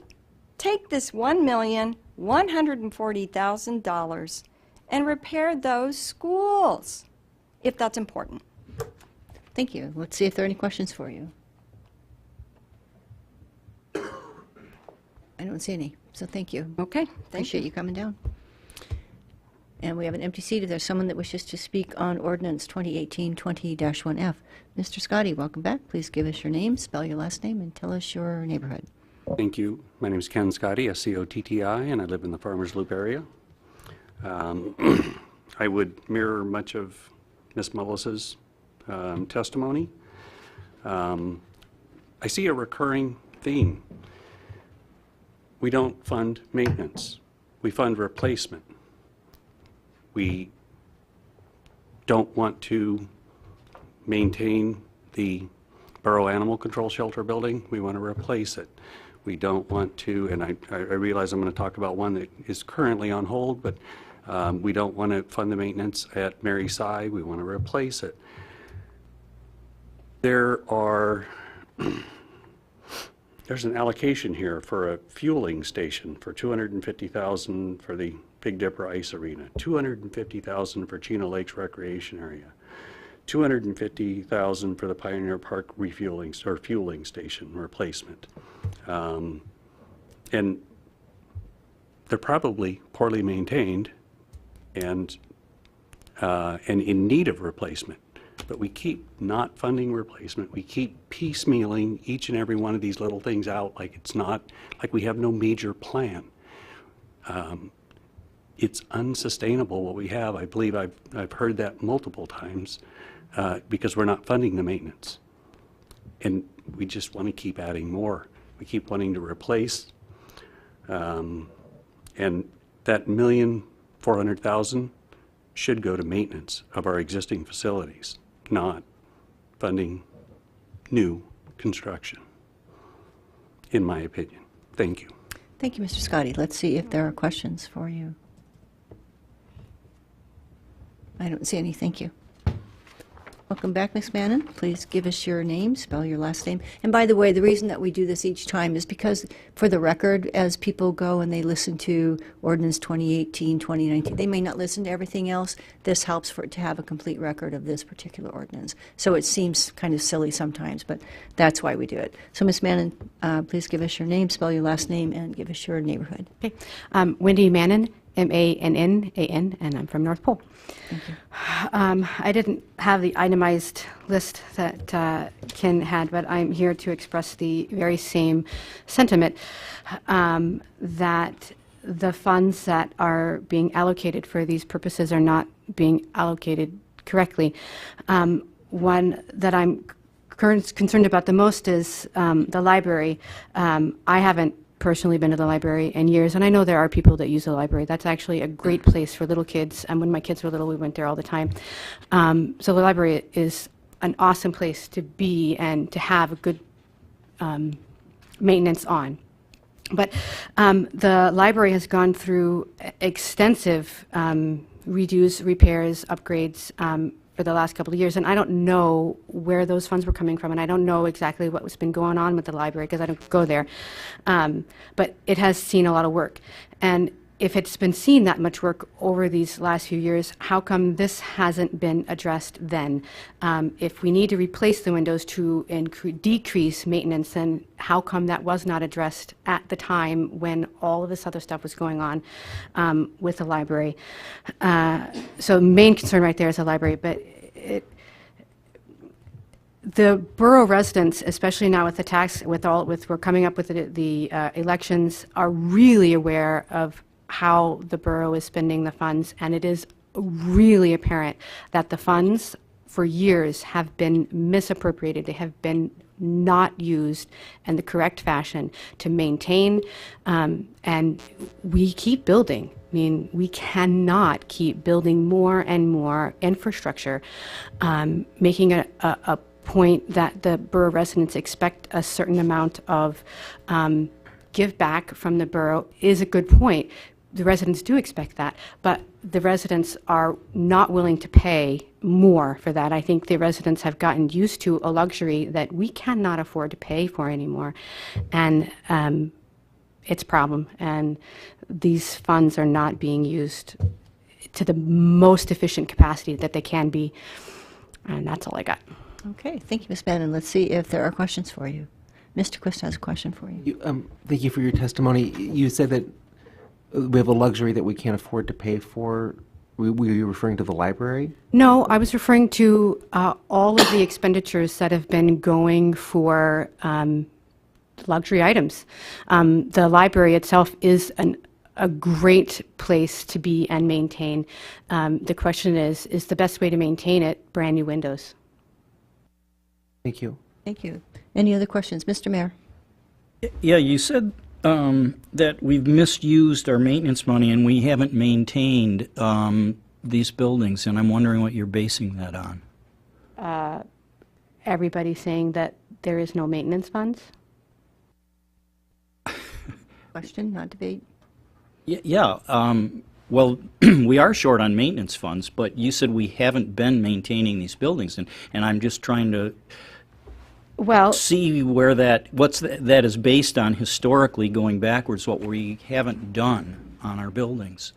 The fact that the buildings are in disrepair is testimony to the fact that they have not been maintained. Funds that were supposed to be used to maintain buildings were allocated to other resources. If the funds are where they're supposed to be and they are used correctly, then we shouldn't have hundreds and hundreds of buildings in disrepair. Thank you. Any other questions for Mr. Roberts? Would you say that your belief that we misused funds in the past at the borough for our facilities is based on all that the borough administration and assembly have been pointing out to the public about the problem we have with maintenance, where we have a large backlog? Yes, I would say that is part of it. I have been, not for a very long time, for at least 2 years, I've been paying attention to where the money is going, and it doesn't appear to be being used as expeditiously as it should be. So you believe that if we had been doing the maintenance right, that we wouldn't have a backlog at this point? I think we wouldn't have as much. I think the borough owns too much to be able to maintain with the current and or more tax load. All right, thank you. Thank you. Any other questions for Ms. Bannon? Seeing none, thank you. We appreciate you coming down. So, hold on a minute, Ms. Millis. Let's make sure that there's no one else. Does anyone else wish to speak on this ordinance? If not, I believe Ms. Ms. Mullis would like a 1-minute bite, is that correct? I would like a 1 minute. Okay, please give us your name, spell your last name, tell us your neighborhood, and you'll have 1 minute. Carrie Mullis, M-U-L-L-I-S, Muskox area. Thank you. I just wanted to clarify probably what Ms. Mannon was saying is there is a huge amount of deferred maintenance. I don't know that whether it's just because the assembly members have voted in specific ways, but I will tell you that the payroll of Fairbanks North Star Borough, if you look at each employee, they are paid based on what Glassdoor.com says, 34 to 45% higher than any other employee in the whole United States, which I am researching. And I just want to say deferred maintenance is exactly what has got us into this situation. Yes, it's the money that was given to the borough from the taxpayers, and it was not managed properly. Thank you, perfect timing. Any questions for Ms. Mullis? Seeing none, thank you. Great. Does anyone want a 1-minute bite? Seeing no one coming forward, I'm going to close public hearing. Look for a motion. Move to second. So moved by Mr. Techie and second by Mr. Lawrence. Discussion or debate on Ordinance 2018-20-1F. Questions of staff? Yes, Mr. Lajewski. Yeah, I guess for staff, would it be cheaper just to put a normal roof over where the skylight is in the library? It would, yes. And if so, do you have any rough estimates? No, I didn't prepare for that, no. Okay, and then I also have another question. I've never actually seen one of these, but it's basically a skylight substitute sort of device. And maybe you've heard of it, and you can finish explaining it to me once you identify it. But what comes to mind is those Christmas trees with the little fiber optic cables on them. It's basically using those little fiber lines to bring an outdoor light to the roof. I've heard of those to bring in natural light rather than a skylight or something. I'm wondering if we looked into that and what the cost would be for something like that. I've never seen any on a, commercial scale. I've seen small ones that go in a residential. I haven't seen any that large. Okay. Mr. Roberts. My question is, what's the time frame on doing this work? Are we going to try to whip it out before we lose the season here, or with the whole bidding process, are we looking at next year before this gets done? Yeah, no, this timeline would be for next summer. Next summer. Thank you. Thank you. Any other questions? Seeing none, clerk, it looks like we're ready to vote. No, thank you, Mayor Castle. Well, I just wanted to comment that, we keep maintaining things, and at some point in time, pieces wear out on different things, and/or the federal government changes the laws, like on underground storage tanks and what fueling stations have to have on them. And so I take exception when we talk about day-to-day maintenance that we're not taking care of what we got. We do the best maintenance we can on things, and there's an awful lot of examples of us using very old equipment and very old buildings. We talked about it with our pools, how they're the oldest ones in the state of the same vintage, and they're in reasonable condition. Other ones are down. And so we are maintaining, and we maintain fueling stations, but we have to upgrade to the new federal standards. We don't particularly like it, but it costs money, and we need to meet the law, the letter of the law. The Noelween Library skylight was a problem when I was the Parks and Rec director, and we all know that was a number of years ago. It's been on this list to be replaced, but because it's a complicated project, it's been sitting there with us trying to find the cheapest, easiest way to get out of it and replace it with something that is not as problematic as the one that's there and leaking repeatedly that we keep fixing and trying to maintain.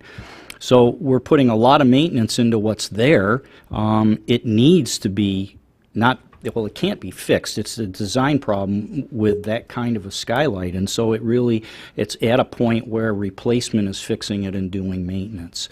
And so, we struggle with these things. We're trying to stretch our dollars. We keep Band-Aiding things until at some point in time, it just needs to be replaced.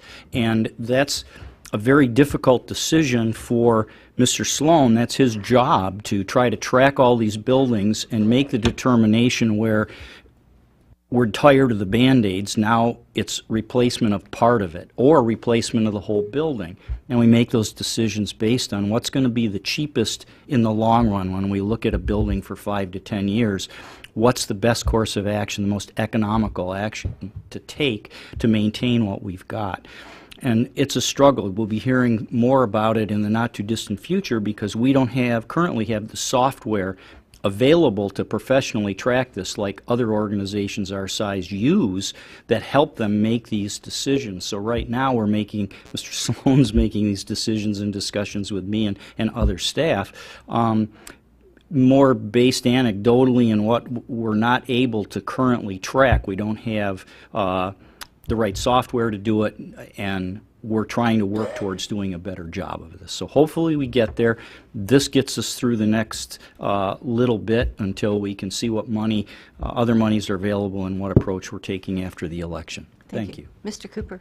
Thanks. Well, two things. One, I wanted to say that in my view, the things on this list are part of the deferred maintenance that we're dealing with. I mean, yes, it is replacing infrastructure, it's replacing stuff, but it's part of the deferred maintenance backlog that we have to address. And two, I think it's worth pointing out that I agree that the past assemblies haven't dealt with maintenance probably the way we would like to, or would have liked to have them dealt with it. We're in the situation we are now.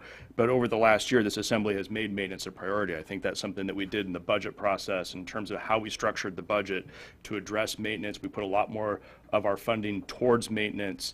We directed the administration to focus on tackling some of these maintenance issues, and I think that was to the detriment of some of the other borough departments. I mean, other borough departments took cuts so that we could refocus how we were budgeting our funds to tackle this issue. So I think, obviously this list is short and the overall list is much longer that we need to tackle, but this is, I think, the administration doing what we asked them to do during our budget process. So.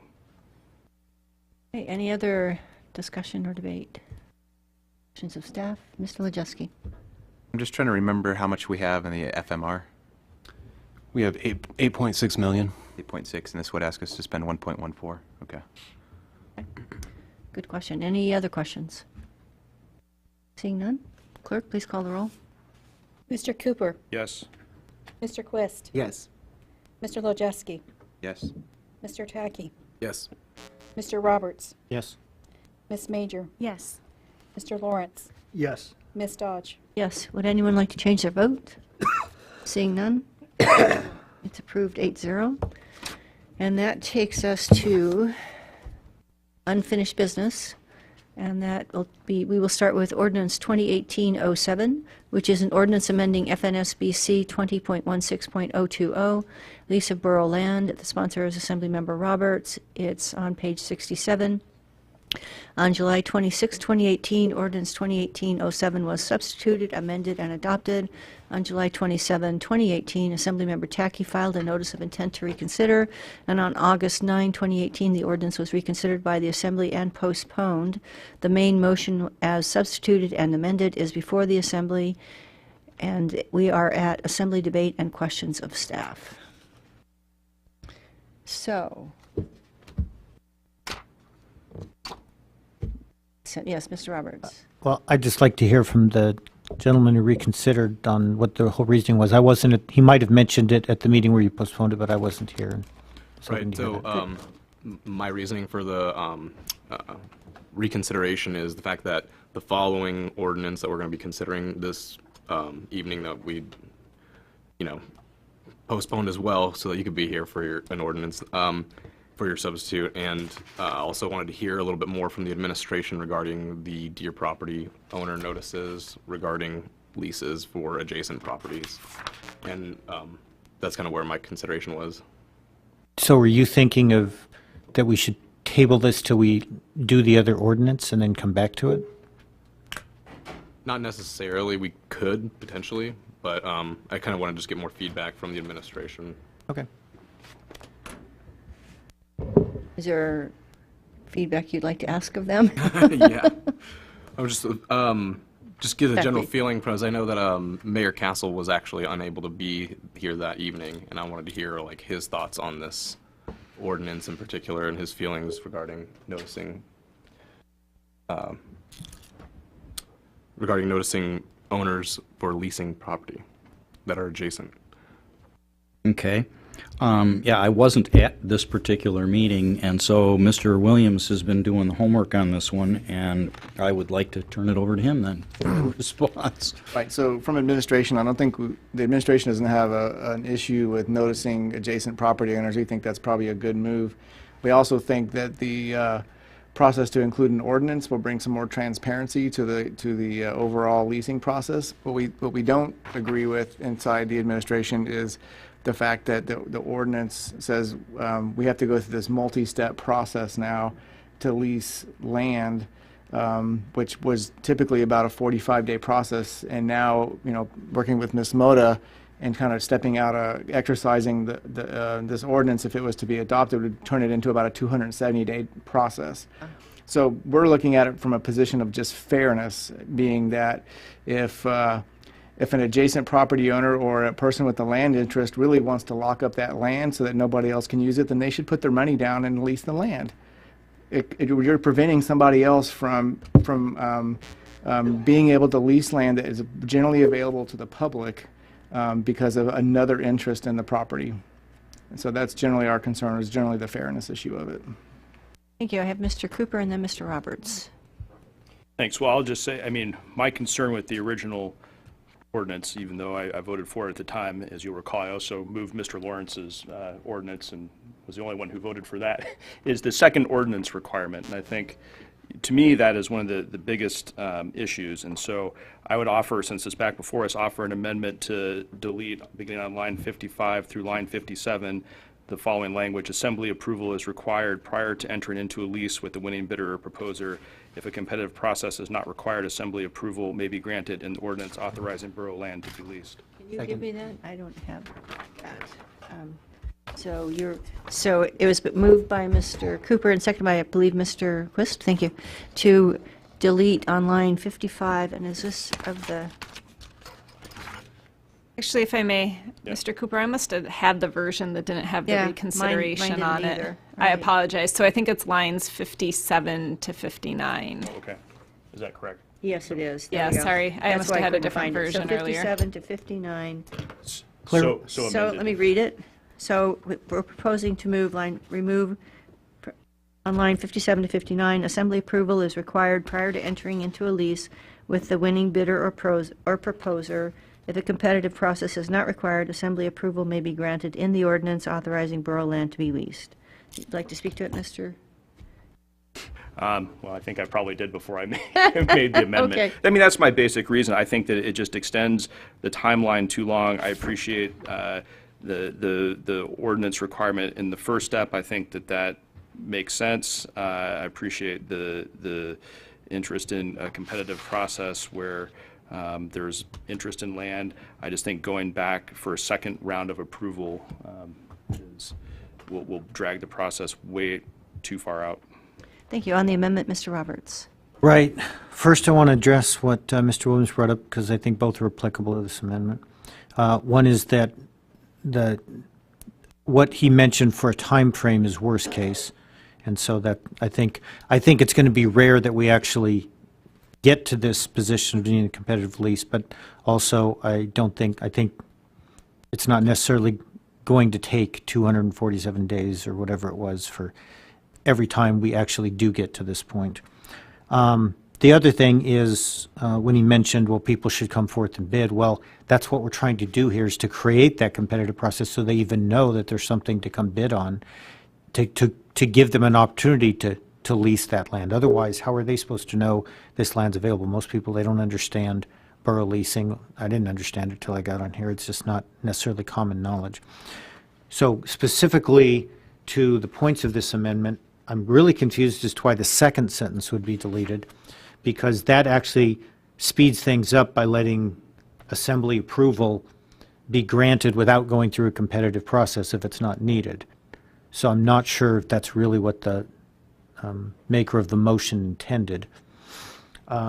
He can address that. But then why this is in here, the assembly approval is required prior to entering a lease with a winning bidder proposer. So we've sent this out. The assembly said the requirements of stated and the Assembly said, and however it works, we've got a competitive process. We've ended up in this.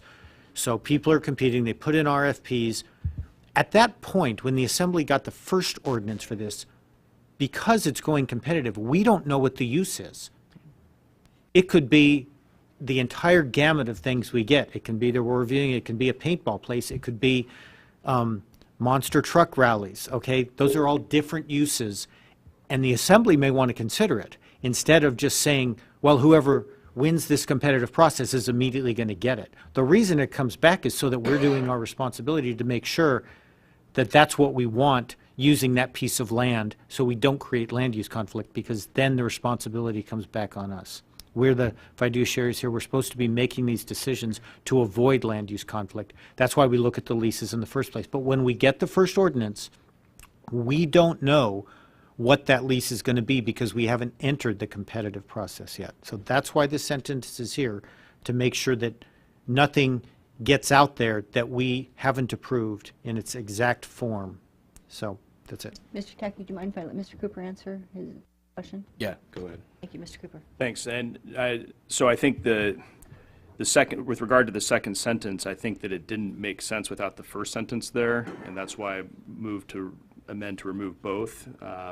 We can think about that if that needs to be somewhere else. And I guess in response to the second part of Mr. Roberts' argument, I would say in the initial ordinance, I think the Assembly could specify compatible uses from the outset, so that at the very beginning we're considering what the potential uses of a parcel might be, and that's part of the initial approval. And that way it goes through the competitive process. We said we think this is compatible with XYZ uses, and that's, people can bid within those within that context. Sure. Mr. Roberts. So I would just say that I think it's very hard for the Assembly to know ahead of time all the possible good uses, and I think we would miss the ideas that might come forward from those who want to competitively bid, because we can't possibly predict all that. Entrepreneurs. Mr. Tackey and then Mr. Lawrence on the amendment. I would state that the administration wouldn't enter into a lease that is against its own zoning codes. It's like it's going to be like a permitted or a conditional use permitted use of land. So you're taking care of the compatibility issue already based on the way we've had it currently zoned. And so that would be the XYZ or the gamut that we would accept things by. And so I think it's not necessary to come back a second time after we've already said, yeah, we're okay with leasing this property within the parameters of what it's zoned for. Mr. Lawrence. You know, I know this process really doesn't come, you know, my recollection way back when Ms. Mota, you know, did a report, you know, we don't lease that much land, borough land, and it's, my recollection is it's very rare when we do have a leasing situation where we have two property owners or two people wanting to, you know, wanting to lease the same property, same land. And so this worst case scenario, and my recollection is that rarely comes up. In fact, Ms. Mota, if you don't mind, didn't you say something like, you know, there's been competing interest in leasing land from the borough in very few instances? I've never, I have not seen in records before my time as land manager, and definitely not in my time as land manager, any situation where we've had competing interests. Now, I acknowledge that by making this an ordinance and by sending out DPOs, that likely is going to change. That we will have two adjoining property owners who say, well, yeah, if that's available for leasing, I might want to do something. But it's not going to happen very often. And from my perspective, I think it should be up to the Assembly rather than the administration to ultimately make the decision. I'm not sure how the ordinance doesn't go into any detail regarding this bidding process and, you know, how you pick a winner. And frankly, when we're talking about borough assets, that probably isn't, you know, should be a legislative decision. And for that reason, you know, I'm going to vote against this amendment. I don't think it's going to be a problem that will come up very often, but if there are competing ideas on how to use or lease borough land, you know, I think we need the Assembly to make the ultimate call. Thank you. On the amendment, Mr. Cooper.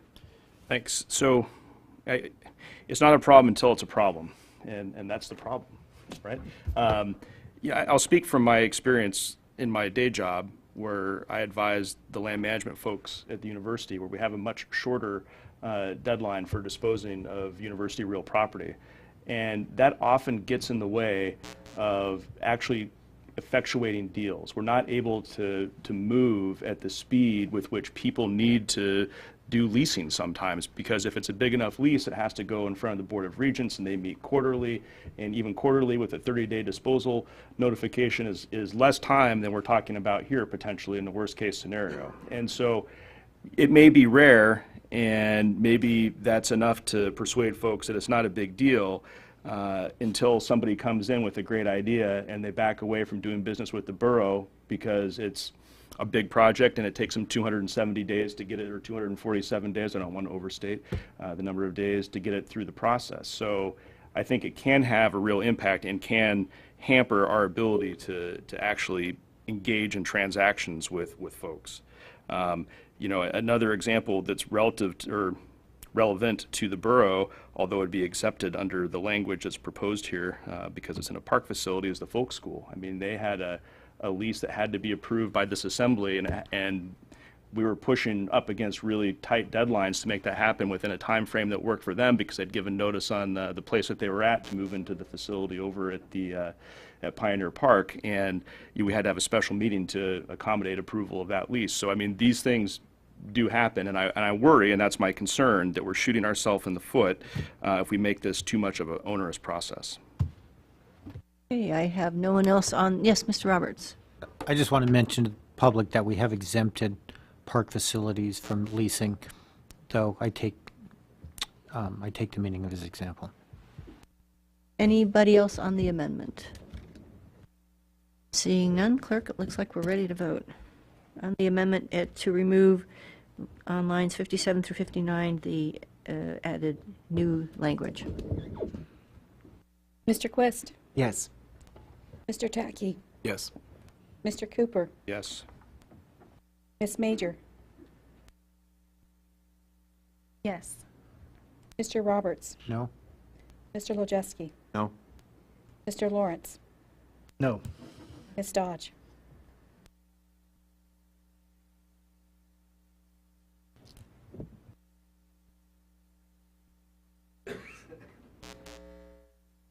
I'm, to the listening audience, I'm now the deciding vote, so I'm doubling down on making sure I'm making the decision that I think is best.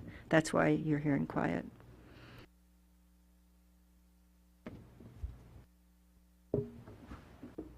Yes. Would anyone like to change their vote? Seeing none? 5-3. The amendment is approved 5-3. So, Mr. Roberts, I had you up on the ordinance. Yes, I have a different point now. I now have a question of the attorney, as soon as she's free. Sorry, hi. So we just removed the line, if a competitive process is not required, assembly approval may be granted in the ordinance authorizing borough land to be leased. And just wondering if that is going to slow down things that we could have made quicker. No. If he was right that it was directly related to the line before. Yeah, no, it's directly related to the line before. So you're still going to use as proposed, you'll still do an ordinance process instead of a resolution determining that land is appropriate to be leased before. Oh, actually, I just realized, though, there might be one corresponding amendment we have to do on line 45. But no, both of those sentences needed to come out if you didn't want the second approval to happen. So the mayor then is going to have to propose leasing land, so it should say, so we are going to have to clean up line 45.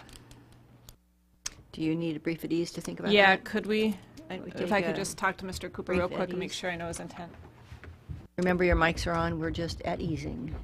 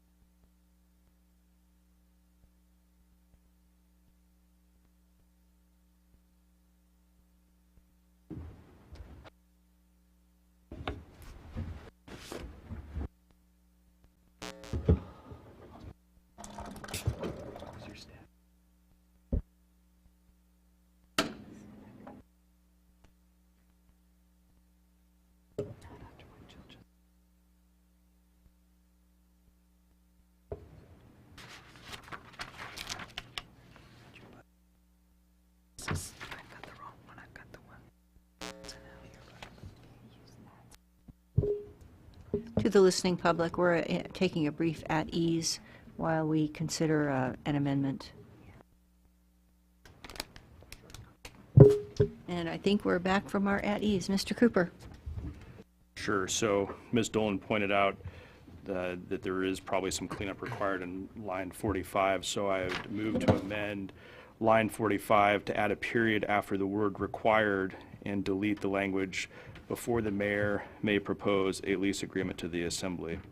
So that the first sentence would read, an assembly ordinance authorizing land to be leased shall be required, period.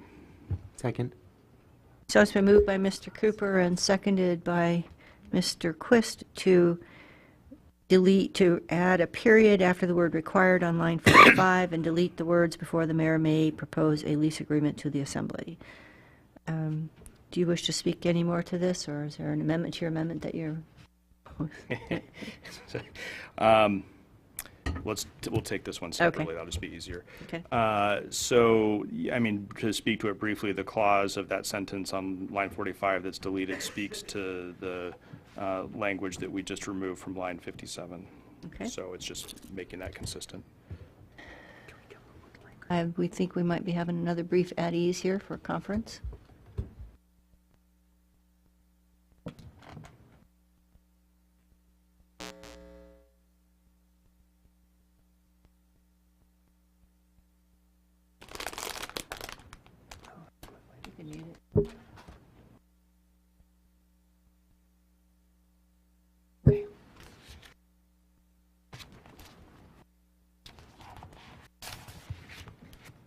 Okay, we're back. And Mr. Cooper, you... I was going to, Mr. Roberts looked like he might have had something to add. So. Are you done, Mr. Not Cooper? on this amendment. Okay. Yeah, so I'm done. Okay. So you're cleaning, you're saying that you need to remove this because it was referencing lines, the amendment we just passed. Okay. Anybody else on the proposed amendment? Is there objection to the proposed amendment? Oh, Mr. Lawrence. Yeah, Ms. Dolan, could I get some clarification? I'm not clear on exactly how the language, before the mayor may propose a lease agreement to the assembly. How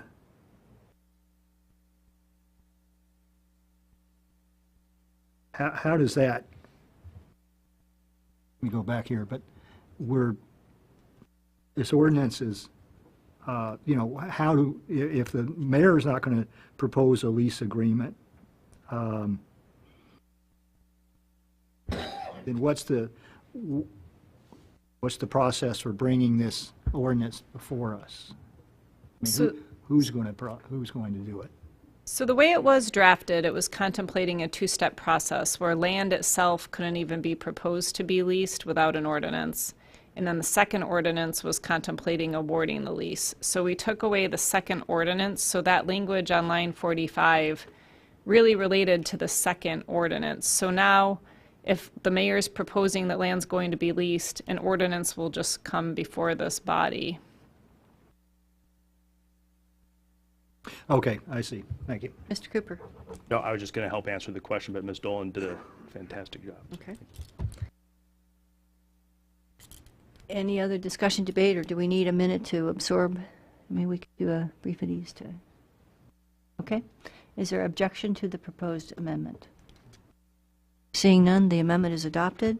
Mr. Cooper, did you want to... I'll make one more cleanup amendment. It's consistent. This is to amend on line 25, the whereas clause after the word use. So after the line 25 begins, is suitable for a commercial or industrial use. After the word use, delete the remainder of line 25 and 26.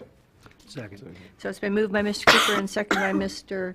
Lawrence to amend line 25 and 26 by adding a period after the word use and deleting all of the remaining language on the line.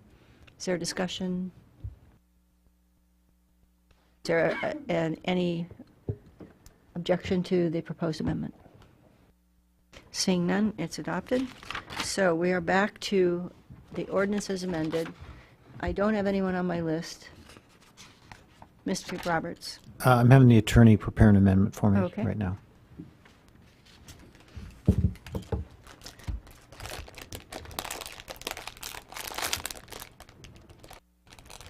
So we'll take a brief at ease while we get the amendment. Yeah, I mean, Sorry, I'm writing as fast as I can. No I can problem. talk to it. Oh, you want to speak to it? Go for it, Mr. Roberts. So, even if we don't have an ordinance, I don't think it would be good that we never find out what happens. And so we should at least have something on the order of a memo on the consent agenda letting us know the result of this competitive process that we initiated, or we're allowed to be initiated. So, Is that your conceptual motion? that's my conceptual motion. I'm waiting for some words. I'll second it in Okay. concept. So Mr. Roberts has conceptually moved that there would at least be notification, a memo to the Assembly notifying them of the results of the competitive process. And that's been seconded by Mr. Cooper. And Get the we have words mad right in it. scribbling going on. So this is what I came up with. I'm not positive it's Mr. Roberts' intent, but it's the Borough Administration shall notify the Assembly by memorandum when a lease agreement is executed. That sounds great. Second. Give I- us a copy. I assume Yeah, that, and where does it go? What line? Oh, I'm sorry. I assume thought that legal and the it would- clerks take that to mean a memo on the consent agenda, which is the way I've normally seen that. But I suppose it could be an email memo, but usually we see these memorandums on our agendas. It's just a notification, so typically those just would come to you and they wouldn't be on the consent agenda, but we could, yeah, we could, so do you want it to be approval, not just notification? Or do you want it to be on communication? So that's to what the I wanted to be Assembly? approval. I wanted the public to be able to know also. But I suppose once you put it on the consent agenda, that makes it an item we can take off and disapprove. So I don't know if someone else has an idea of where they want to go with that. And we have communications to the Assembly? No. Mr. We Lawrence? do as an agenda item, But it's required for. but it's for action, yeah. Yeah, that's my thought is that we've already moved to amend, to state that the Assembly has no say on, once a lease goes to a competitive bid process. So there's no point in putting it on the agenda. In fact, putting it on the agenda implies that we can take action on it, and we just decided we can't. So, I want to hear what Matt wants to say. Mr. Cooper? I was going to say, I mean, is it possible to provide, publish the memo on the, public notice section of the borough's website or other appropriate place? We could add to be published on the borough's website or. To get to the public notice aspect of it. Something like that would be great. Yeah, that would be fine. I mean, I think there's still an advantage, even if you put it on the agenda. It is an Assembly approval then, but it's a quick one as opposed to a whole ordinance process with public hearing. But I recognize if you want to skip that and at least have this compromise of us and the public being notified of the results.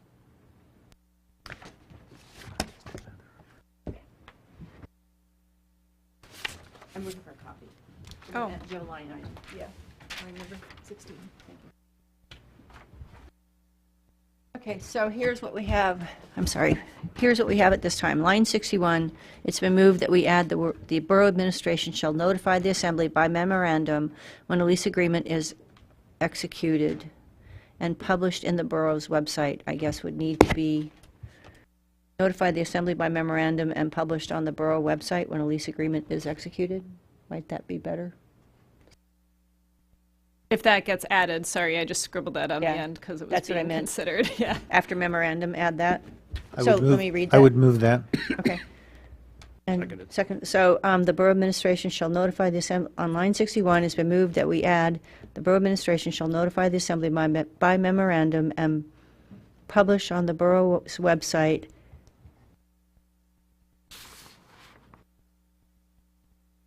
So let me try that again. That doesn't work. The Borough Administration shall notify the Assembly by memorandum when a lease agreement is executed and publish it on the borough's website. Does that work for you?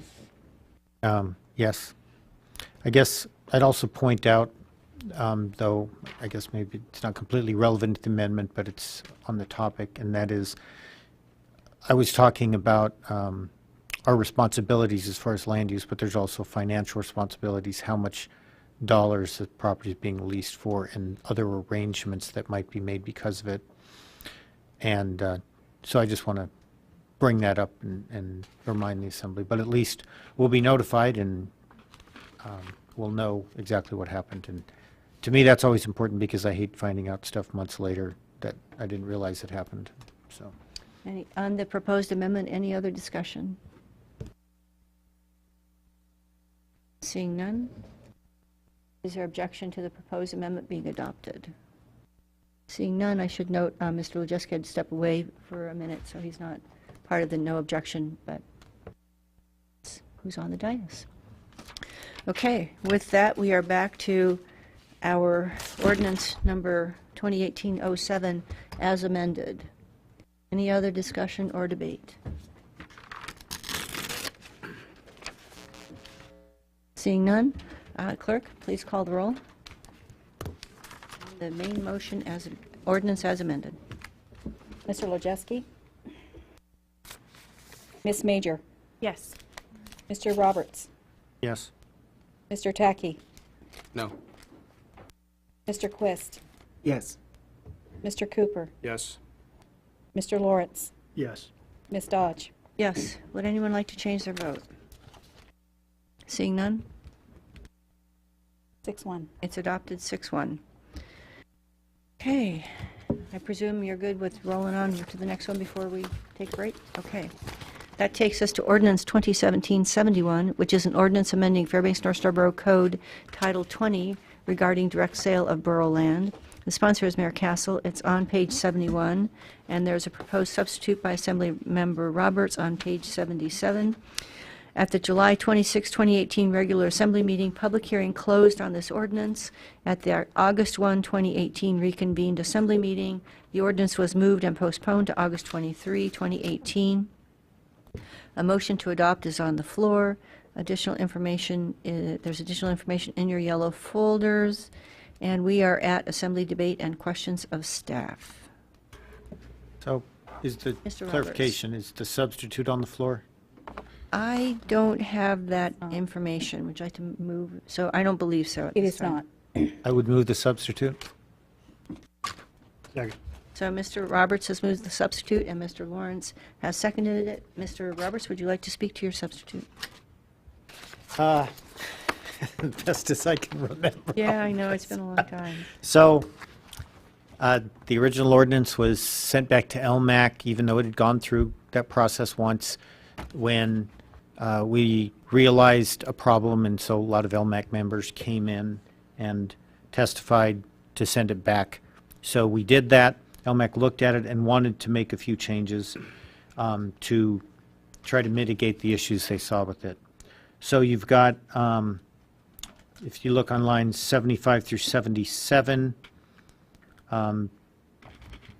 they want to see 4 years for holding a lease if you're using a lease interest to actually make the sale happen. So the intention there, so somebody doesn't just lease a piece of property just so they can try and flip it right away to a sale of that property with almost exclusive bidding rights.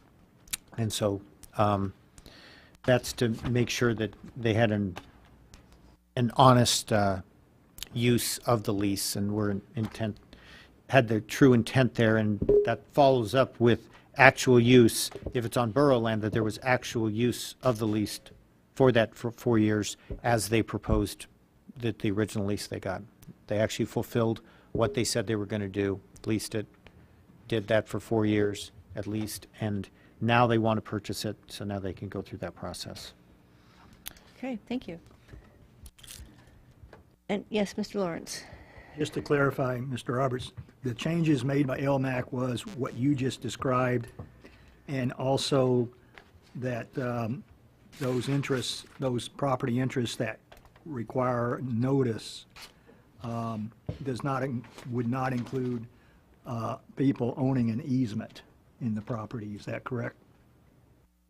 Yes. Specifically, so we changed the definition of land interest to match the one that we just passed. Okay, and what was the committee's thought on why interest owners should not have any standing or receive any notice?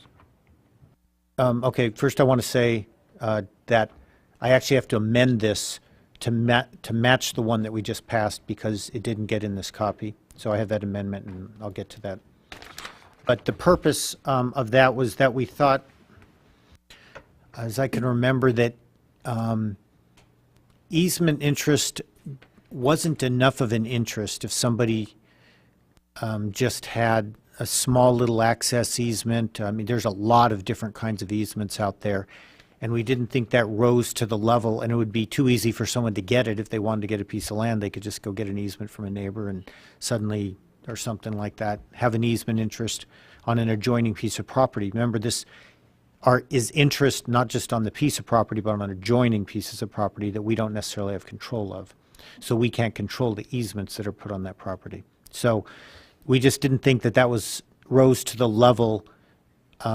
We also didn't think it'd be something that there'd be a lot of need for sales on. We didn't see that we'd lose a lot of sales because we didn't allow easement interest to bid. So we thought the lease interest and the mineral interest would be sufficient to bring the sales that this ordinance anticipates. Mr. Mayor, are you on this point, or do you? Yes. Oh, Mr. Mayor. So I would agree there certainly are some easements that wouldn't rise above the threshold that I think gets them there, but I think that the other language that you have in here, 4 years of use, et cetera, would kind of qualify and drop out the small, inconsequential type easement interests and maintain, because there are some easement interests that would rise to the threshold. I'd point out that 4 years only applies to lease interests. It's specific. If it's only 4 years and for a lease interest in borough land. So it doesn't apply to mineral or easement interests. I have Mr. Roberts. I had you next. Have you spoken to what you? Yeah. Or did you want to make an I guess what I want to do maybe is make this amendment. It should be in front of you. And it basically aligns the definition with the one we just passed in the prior ordinance, so that it would read, land interest means an ownership interest in land or one in which the interest is less than one in which the holder is entitled to the entire property with unconditional power of disposition, including a lease or mineral interest, but specifically excluding an easement interest. And so I would just substitute the entire definition with this amended definition. So I was trying to follow you on page 79. Do I need to go back to page? This is page 79, but you need the yellow packet amendment to see what I'm doing there. Okay. Hold on a minute. Rustle paper and find. Got it. Does everybody have found it? Okay. So Mr. Roberts has moved to amend line 65 through 68 to add one in which the, and delete an after in land or, delete that after interest, add lease or after including a, and remove or lease interest after mineral interest to read as follows. Land interest means an ownership interest in land or one in which the interest is less than one in which the holder is entitled to the entire property with unconditional power of disposition, including a lease or mineral interest, but specifically excluding an easement interest. Is there a second? Second. Thank you. So moved by Mr. Roberts, seconded by Mr. Wojcicki. Do you have anything more to add, Mr. Roberts, or are you pretty? Just that we're aligning these ordinances. Okay, thank you. Anyone else on this? Yes, Mr. Lawrence. Well, I understand where the language in the substitute is coming from as far as the definition of land interest and, excluding easements as being an interest that is recognized. But, Mr. Roberts probably mentioned, gave as an example, an access easement, which, I'm trying to me, that's a pretty significant easement, although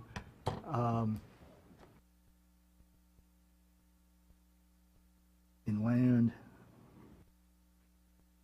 this land interest is applying to the neighbor property, but also to the leasee, who currently has a lease over borough land. If an individual has access easement over borough land, that's not a minimal thing. That could be the only way they get to their property. So, my concern is that at least an access easement is not something that should be excluded from this definition, unless I'm missing something. Mr. Roberts. So, I agree that you can probably find circumstances where it is an important enough easement. I guess, speaking for myself, the concern would be, other kinds of easements like power line easements, utility easements.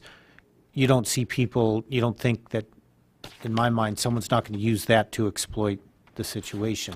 Whereas an access easement is something that I think would be much simpler to get. But I agree that some of those easements could certainly rise to the level where it would be appropriate, but how to define that to just have those important cases, I think, is pretty hard. It'd probably be, it seems to me that if someone did have access across, that we do need to have a way that ultimately we can sell them the property, and I don't know if the other parts of Title 20 would have a way to do that or not. Maybe land management staff could speak to that, but I would just be wary about opening the gates too wide. If we could find, I'm not against amending this as long as we can come up with something that's not too open. So maybe we could ask land management to speak on how hard would it be if somebody had an access easement of some impact or importance to be able to buy the property from us. I mean, do we have other parts of our code that would allow us to move in that direction with assembly approval, et cetera? We have a section in Code 2016-070C that talks about facilitating a lease or an easement to an unintentional trespasser on borough land. So someone whose septic, for example, has encroached on borough land, we can handle that way, but not that one step further where if someone is landlocked, they have the ability to purchase the land outright. I'm curious. I mean, this came up for a reason probably that we don't have enough ability, but like the administration can enter into lease, is it much more limited in how they can enter into a sale? I mean, they brought forward different land sales since I've been paying attention to the Assembly and on the Assembly, but the purpose of this is to get us out a lot of those restrictions, right? That very restrictive on how you can sell our land? Or would you just have to put it up right now to an open market and have bidding on it? I'm sorry, I'm not sure I understand the question. Well, I don't have enough understanding of the depths of our code to explain it, so I guess I'm probably meandering too much thinking about this issue. I agree with Mr. Lawrence that there are certain impactful ones that should be able to, but if you open the door up too wide to all easement interests, I think it would be very easy to abuse, with all the trails that we have out there, with all the different types of things, I would just say be careful. But what we could do certainly is pass this amendment, and then it could be amended if this is at least a start, because we've already passed it once. And then we can then work on amending this if he sees a better way to do that. Thank you. Mr. Cooper? Thanks. I mean, this easement issue, I won't say it bothered me, but caught my eye in both ordinances, and I guess it bothers me a little bit more in the direct sale one than the leasing one, just because of the impacts we're talking about. I mean, you can see the circumstance where I have an access easement across a parcel of borough land, and I would like just to preserve that access. I would like to purchase the land that surrounds, that access easement. So rather than having a competitive process that you'd have to go through to buy that parcel, it'd be much easier for the person to go negotiate a direct sale with the borough. So I don't know exactly what the solution is, other than perhaps we need to, I don't know, come back with, well, I hate to say come back with another ordinance, but something that can address the easements. Well, or subsequent ordinance to address the easements. We certainly could set up a specific exception to the no easement interest, saying that if someone has an access easement directly through borough land, they could be included. We could take that one special case, which is a pretty important case, I agree. If they're directly accessing property they own through borough land on an easement they have from us, that's pretty good. Mr. Mayor? So what I'm thinking here is that we're assuming that the administration, won't be me by the time this is going on, so whoever is administration and land manager would recognize some inconsequential easement and abuse the system. We don't have a record of doing that.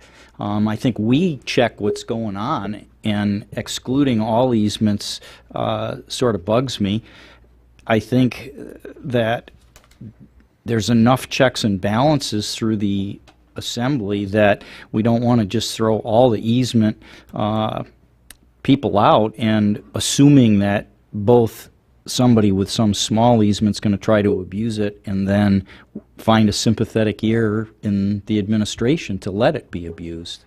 I mean, I wouldn't bring something like that forward if, there was an electric easement, was the example you had used. I don't think that interest rises to the intent here. So we would have some judgment on our end before we would bring something forward. So I don't think we need to try to legislate against that. But Ms. Dolan here is... Oh, no, I don't disagree with you. I just want to clarify something.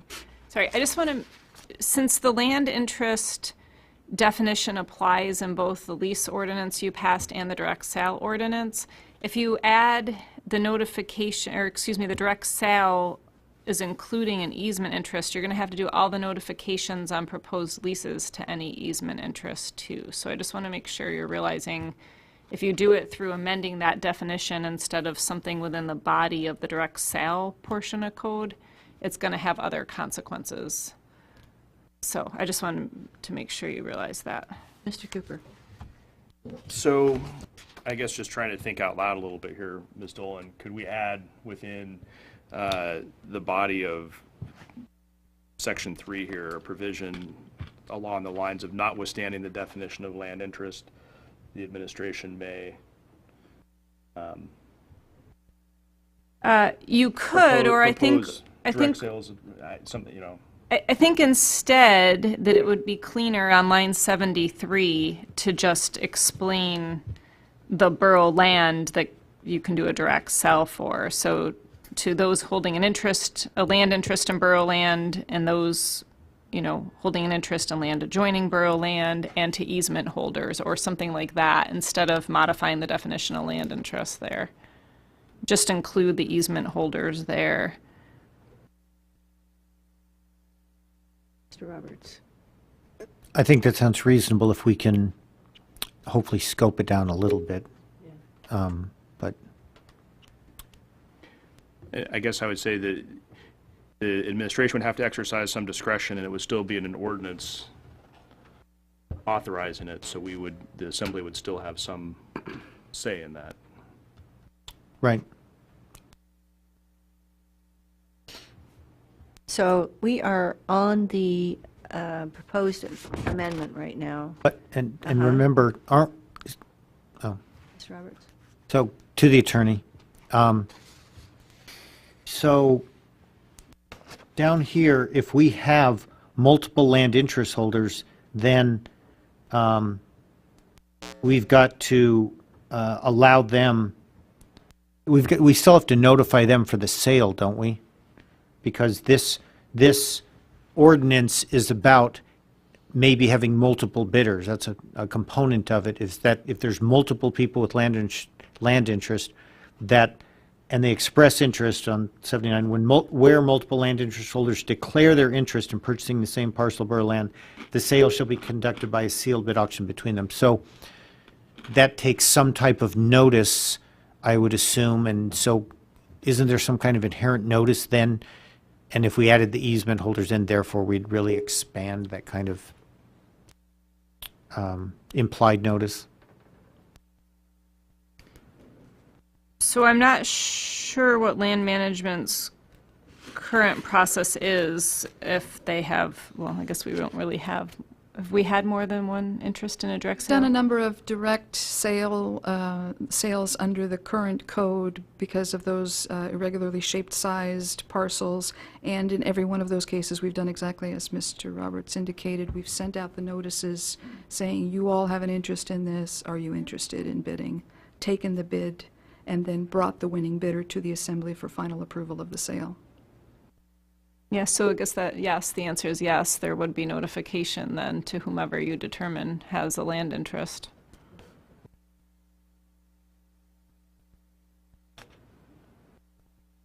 Okay. Okay, so we're on the amendment. Yes, Mr. You know, Lawrence. I know that. I'm sorry, Mr. Techie was. Jeff.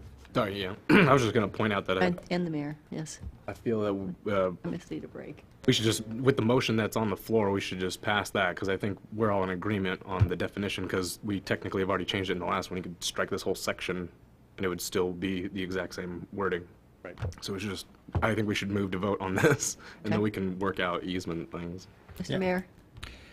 So I like the philosophy that Mr. Roberts has on this, and maybe if we put in some sort of a qualifier on the easements, like a significant easement holder, that just implies the intent of what we're talking about, and I understand that's not cut and dried, and legal hates that sort of non-definitive, but if she can come up with a more definitive qualifier to, you know, try to draw a line through easement holding interest on this, I'm good with that, you know. I thought of a motion as soon as we get through this amendment. I'll make a motion, then we can work on it.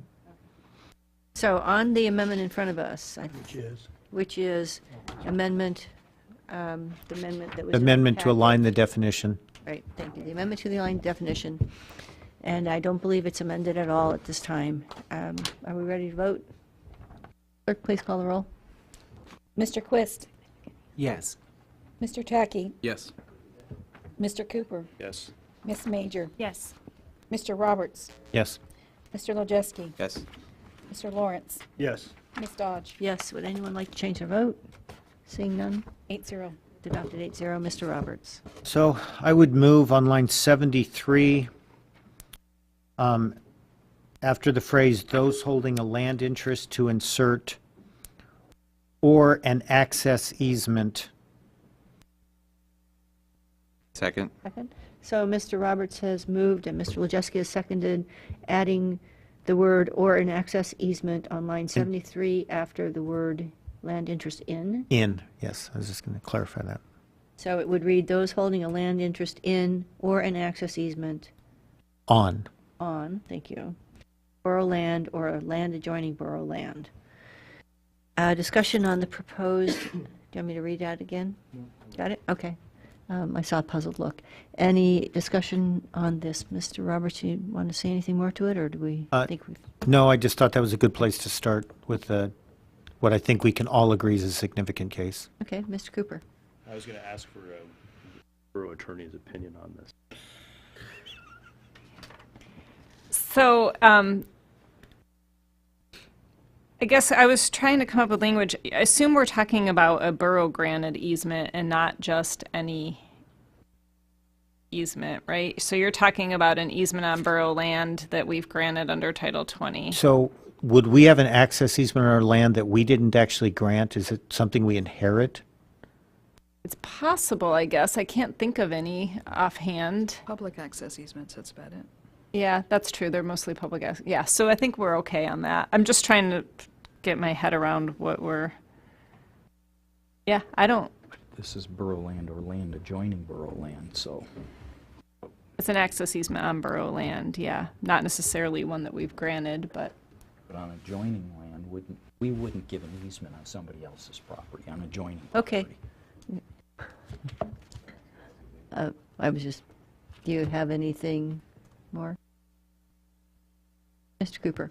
While I guess she's just thinking. expanding on that, I mean, there could be other types of, non-borough granted easements like section line easements or, RS 2477 rights of way or, other types of things. So I think that access would cover those types of things. Okay, but the section line easement isn't giving to anyone in specific. Those are Right. in general to the public, right? Right. Yep. So those, I don't think those would apply, or the 2477, but I'm not saying that there isn't another case that would apply. Yep. You need to brief at ease as we mull this over, or are we? Mr. Cooper? Why don't we take a break? Yeah. Okay, Let's take like a 5-minute break. let's take a 5-minute break. Okay.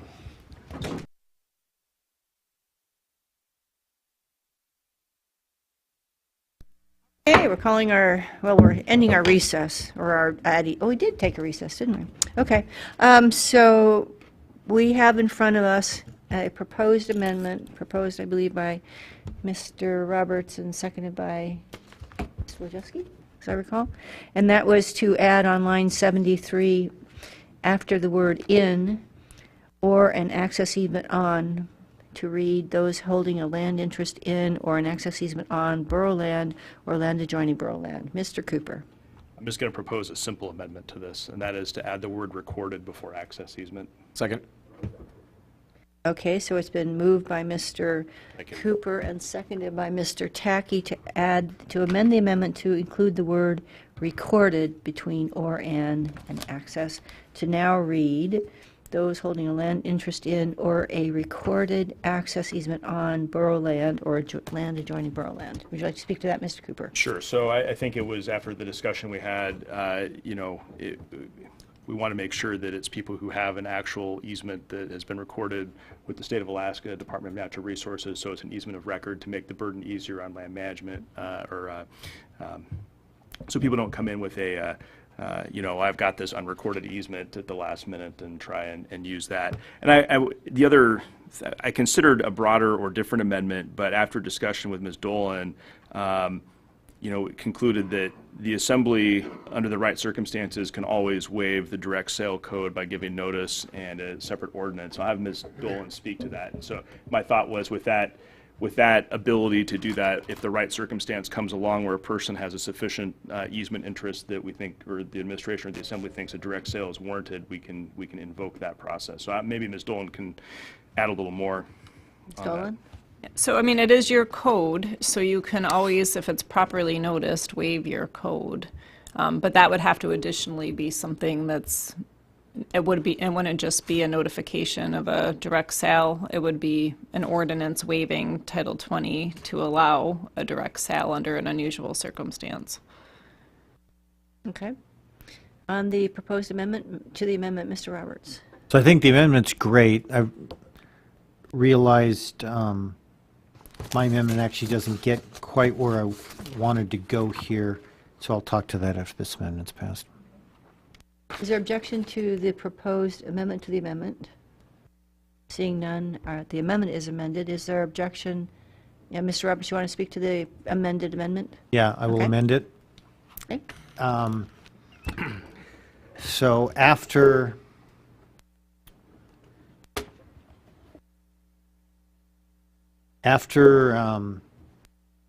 the on borough land, or then after that or put those holding a land interest in. I can speak to that with a second. Second. That was Mr. Wojcicki seconded, or? Mr. No. Quist. Okay. So, yeah, my ears weren't working. Mr. So I can read the Roberts whole has- thing if it's. Okay, go for it. So it would be, the Assembly may by ordinance authorize the mayor to sell borough land directly to those holding a land interest or an access easement on borough land, or an access easement on borough land, or those holding a land interest in land adjoining borough land. Okay. So, on the proposed amendment? So we don't, it's one thing, the borough's got an access easement through and people are accessing their land through and we recognize that situation. But if we open it up to where it's just any adjoining land, which we, of course, don't necessarily control, somebody can do the same abuse situation where they just go get an access easement from the owner. Maybe they are, well, that wouldn't matter if they are the owner. But if they get an access easement, then they could do that same quick flipping thing, because we don't have the 4-year deal on them. We don't have anything to mitigate that. And so I want to make sure that since we can't control that adjoining borough land, that someone can't just use that as a mechanism to get the piece of land that they want, which was the problem that started this whole amending process. So I just want to tighten it up so that if they have a recorded land access easement on the borough property, then we can negotiate this sale with them or go through this sale process, but not necessarily on adjoining property, not for an easement interest. We still have the lease and mineral interest on adjoining properties. Okay, on this proposed amendment, Mr. Cooper. I just asked Ms. Dolan, does Mr. Roberts' proposed amendment meet the intent that he just stated? I think so. He's trying to say essentially we shouldn't consider easements on land that's adjoining borough land, so that would do it. Otherwise, as drafted, Right. we would consider easements on adjoining land. I guess, can you read that back to me, Mr. Roberts, so I have it? Sure, and I just want to point out, that was my original intent. I just didn't realize I'd be stringing it together. So, sell borough land directly to those holding a land interest in or an access easement on borough land, or those holding a land interest in land adjoining borough land. And we added the word recording also. I forgot the word recorded, yes.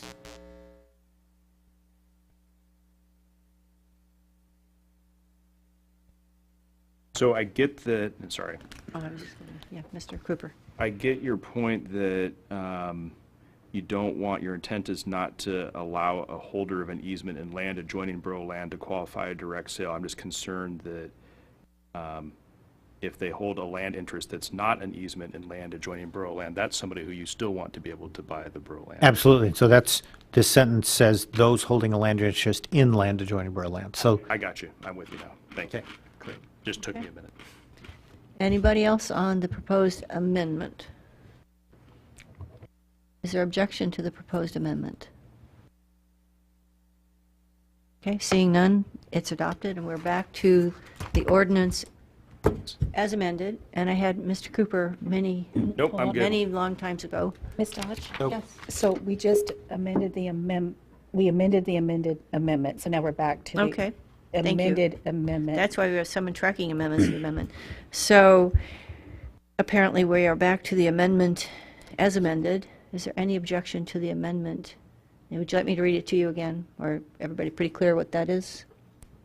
Everybody's clear? Okay. And no objection to the amendment as amended? Okay, thank you. Now we're back to the ordinance, and I have apparently an empty list because Mr. Cooper says he's done. Anybody else on the ordinance as amended? Seeing none, clerk, please call the roll.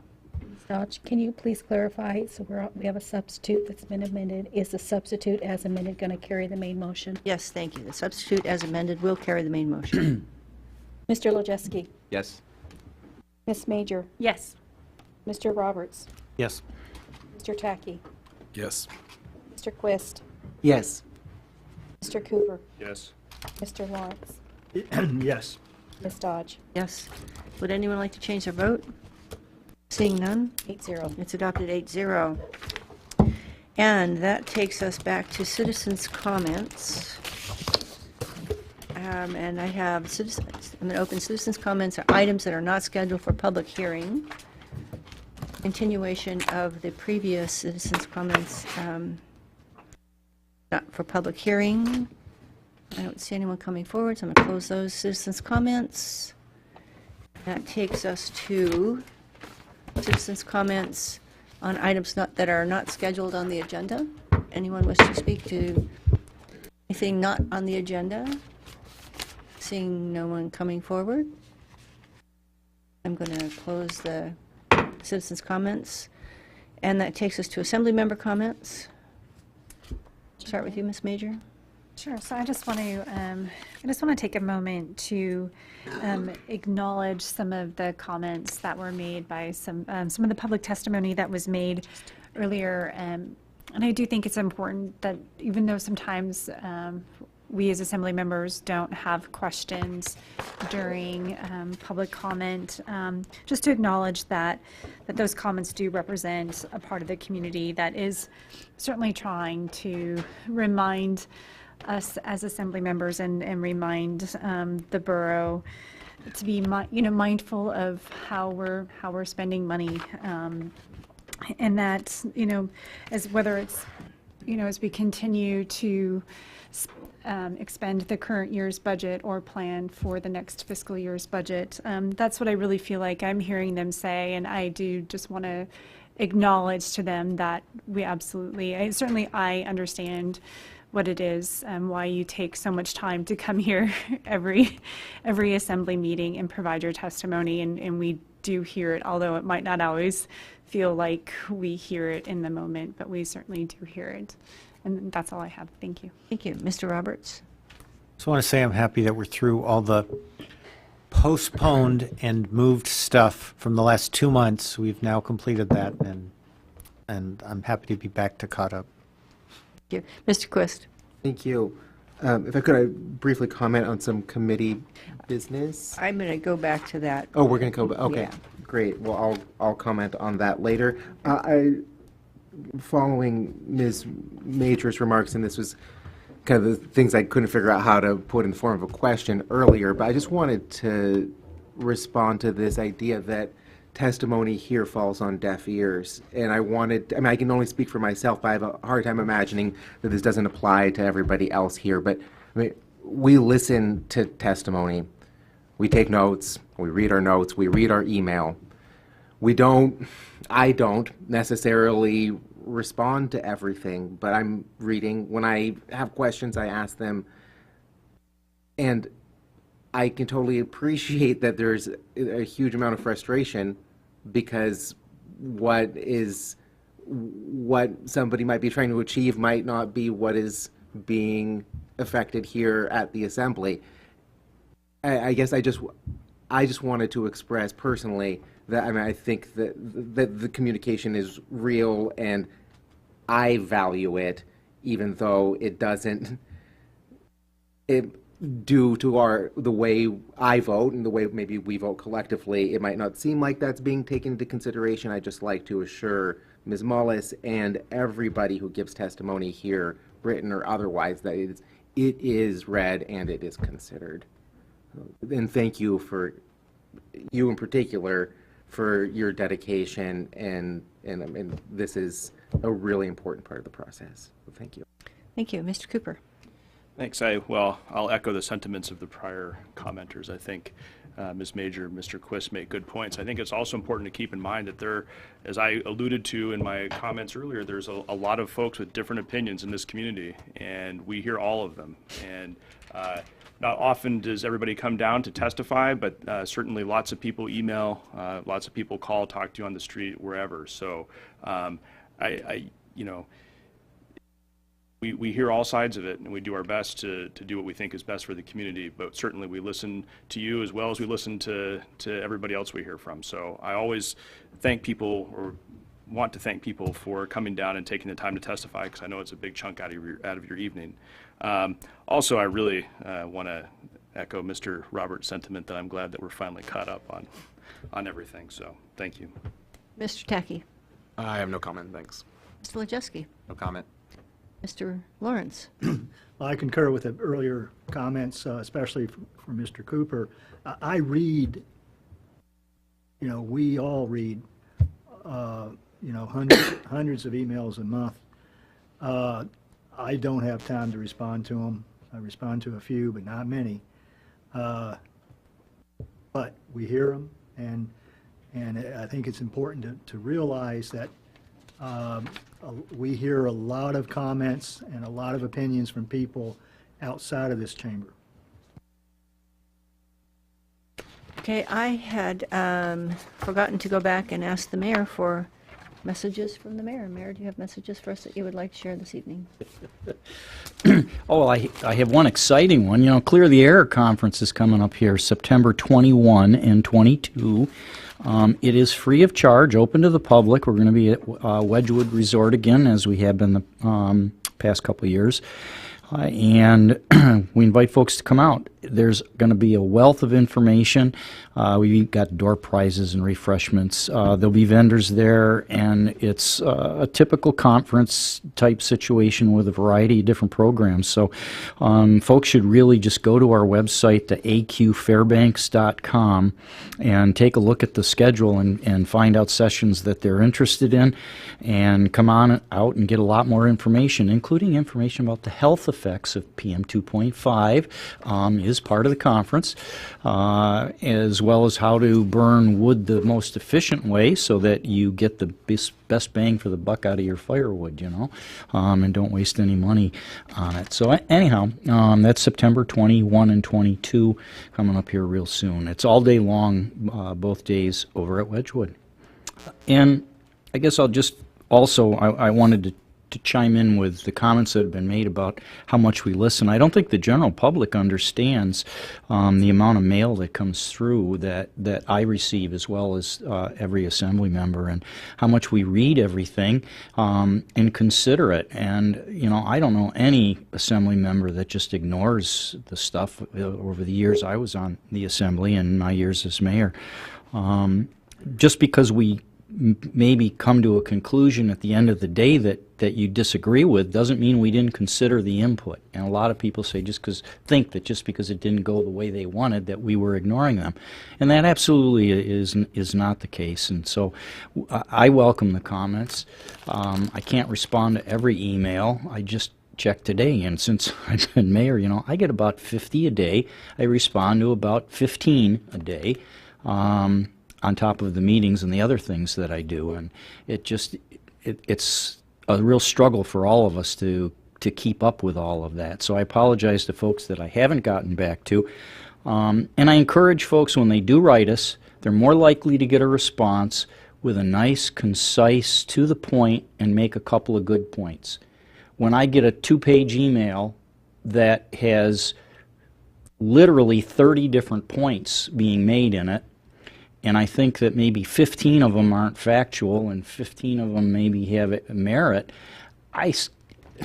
there aren't enough hours in the day for me to try to address all of those points and all of those issues. And if I can't address the whole email, I don't know how to respond to just part of it, because then they're assuming I'm ignoring the rest of it or whatever. It's just a real challenge for us, and I sympathize with you folks too to try to keep up with this. But assembly members are concerned about public comments, so don't stop making the comments and come in, and don't come in with any more preconceived notions. Some folks come in overly optimistic, some come in overly negative, just assuming that everybody is on a certain page, and you shouldn't make those assumptions. Come in and give us your perspective, from a factual point of view, and be clear and concise, and I think it'll go a long way towards your comments being better received and responded to down the way, and that'll help all of us on both sides of this. Thank you. Thank you. So now we're going to go to reports of standing and, oh, I'm sorry, the questions of the Borough Mayor. Mr. Actually, I Roberts. just wanted to add on to my comment, Okay. since the topic is comments, that besides, like everyone else, reading every email and listening to all the comments, though I probably have a pretty low reply rate when it comes to emails. But what I wanted to point out is I get a lot of my ordinances because of the input that the public gives, because they're out there experiencing our code in real life. And most of my ordinances come out of that experience. I've got one I'm in front of the Planning Commission next week that came out of a constituent's appeal to us. So please give us that input and let us know what's going on and in your interactions with the borough and problems that you see. Thanks. Thank you. Can I make an add-on too? Yeah. Real Mr. quick. Cooper. I just want to say, I don't think that, because I think this is important to the point.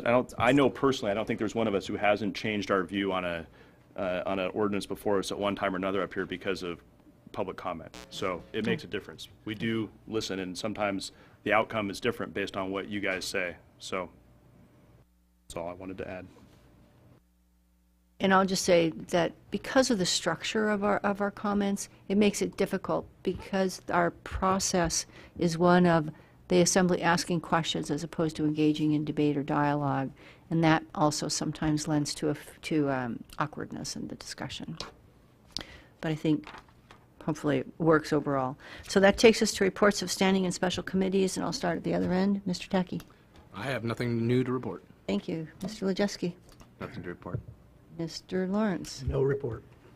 Back at you there, Ms. Major. Nothing, thank you. Thank you. Mr. Roberts. Yes. So we've got an RSAC meeting Monday, 6 o'clock here in the chambers.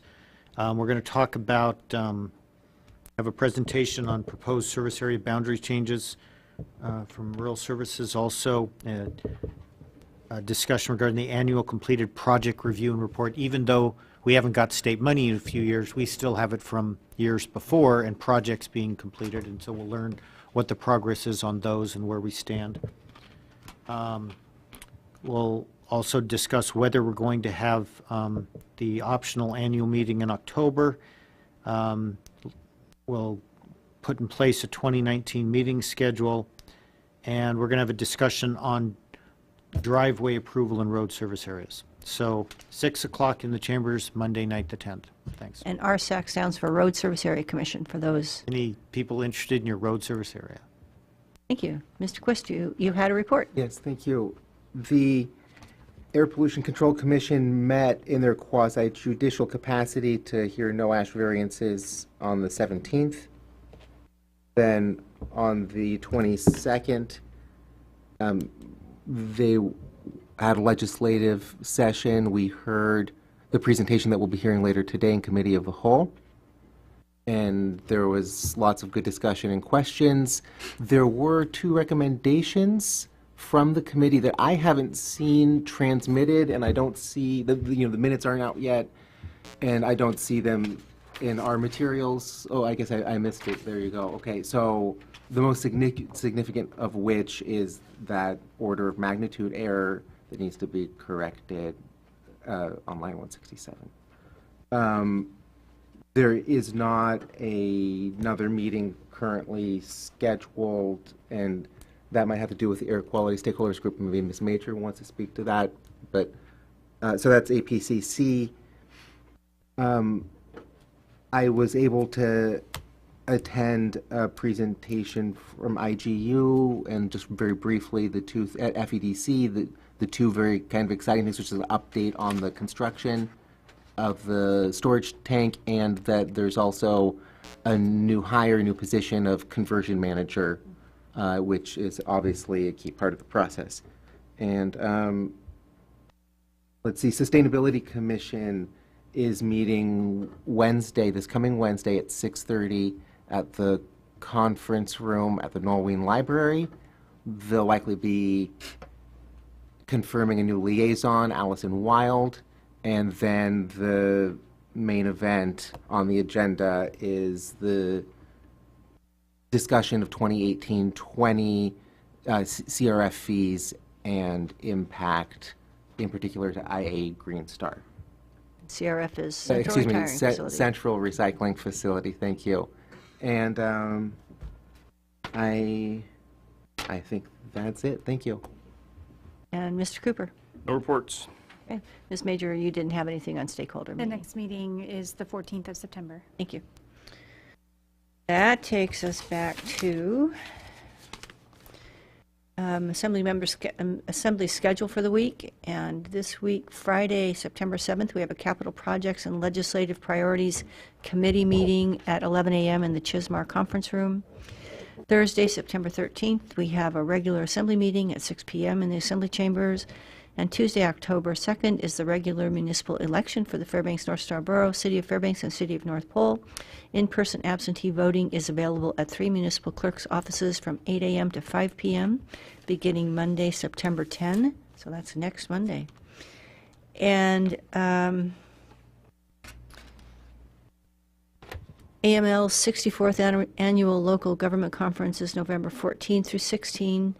If you would like to attend, please contact the clerk's office, meaning if there's somebody on the dais who wants to attend, it's the annual AML meeting. And Quest has a question. Mr. Quest. So, one thing I omitted from my report, so on the 28th, we did have scheduled a meeting of capital projects and legislative priorities. We were unable to hold a meeting due to lack of a quorum, but we did have the space, and so I was able to engage in a work session with the administration, and we have that same agenda before us tomorrow morning at 11. And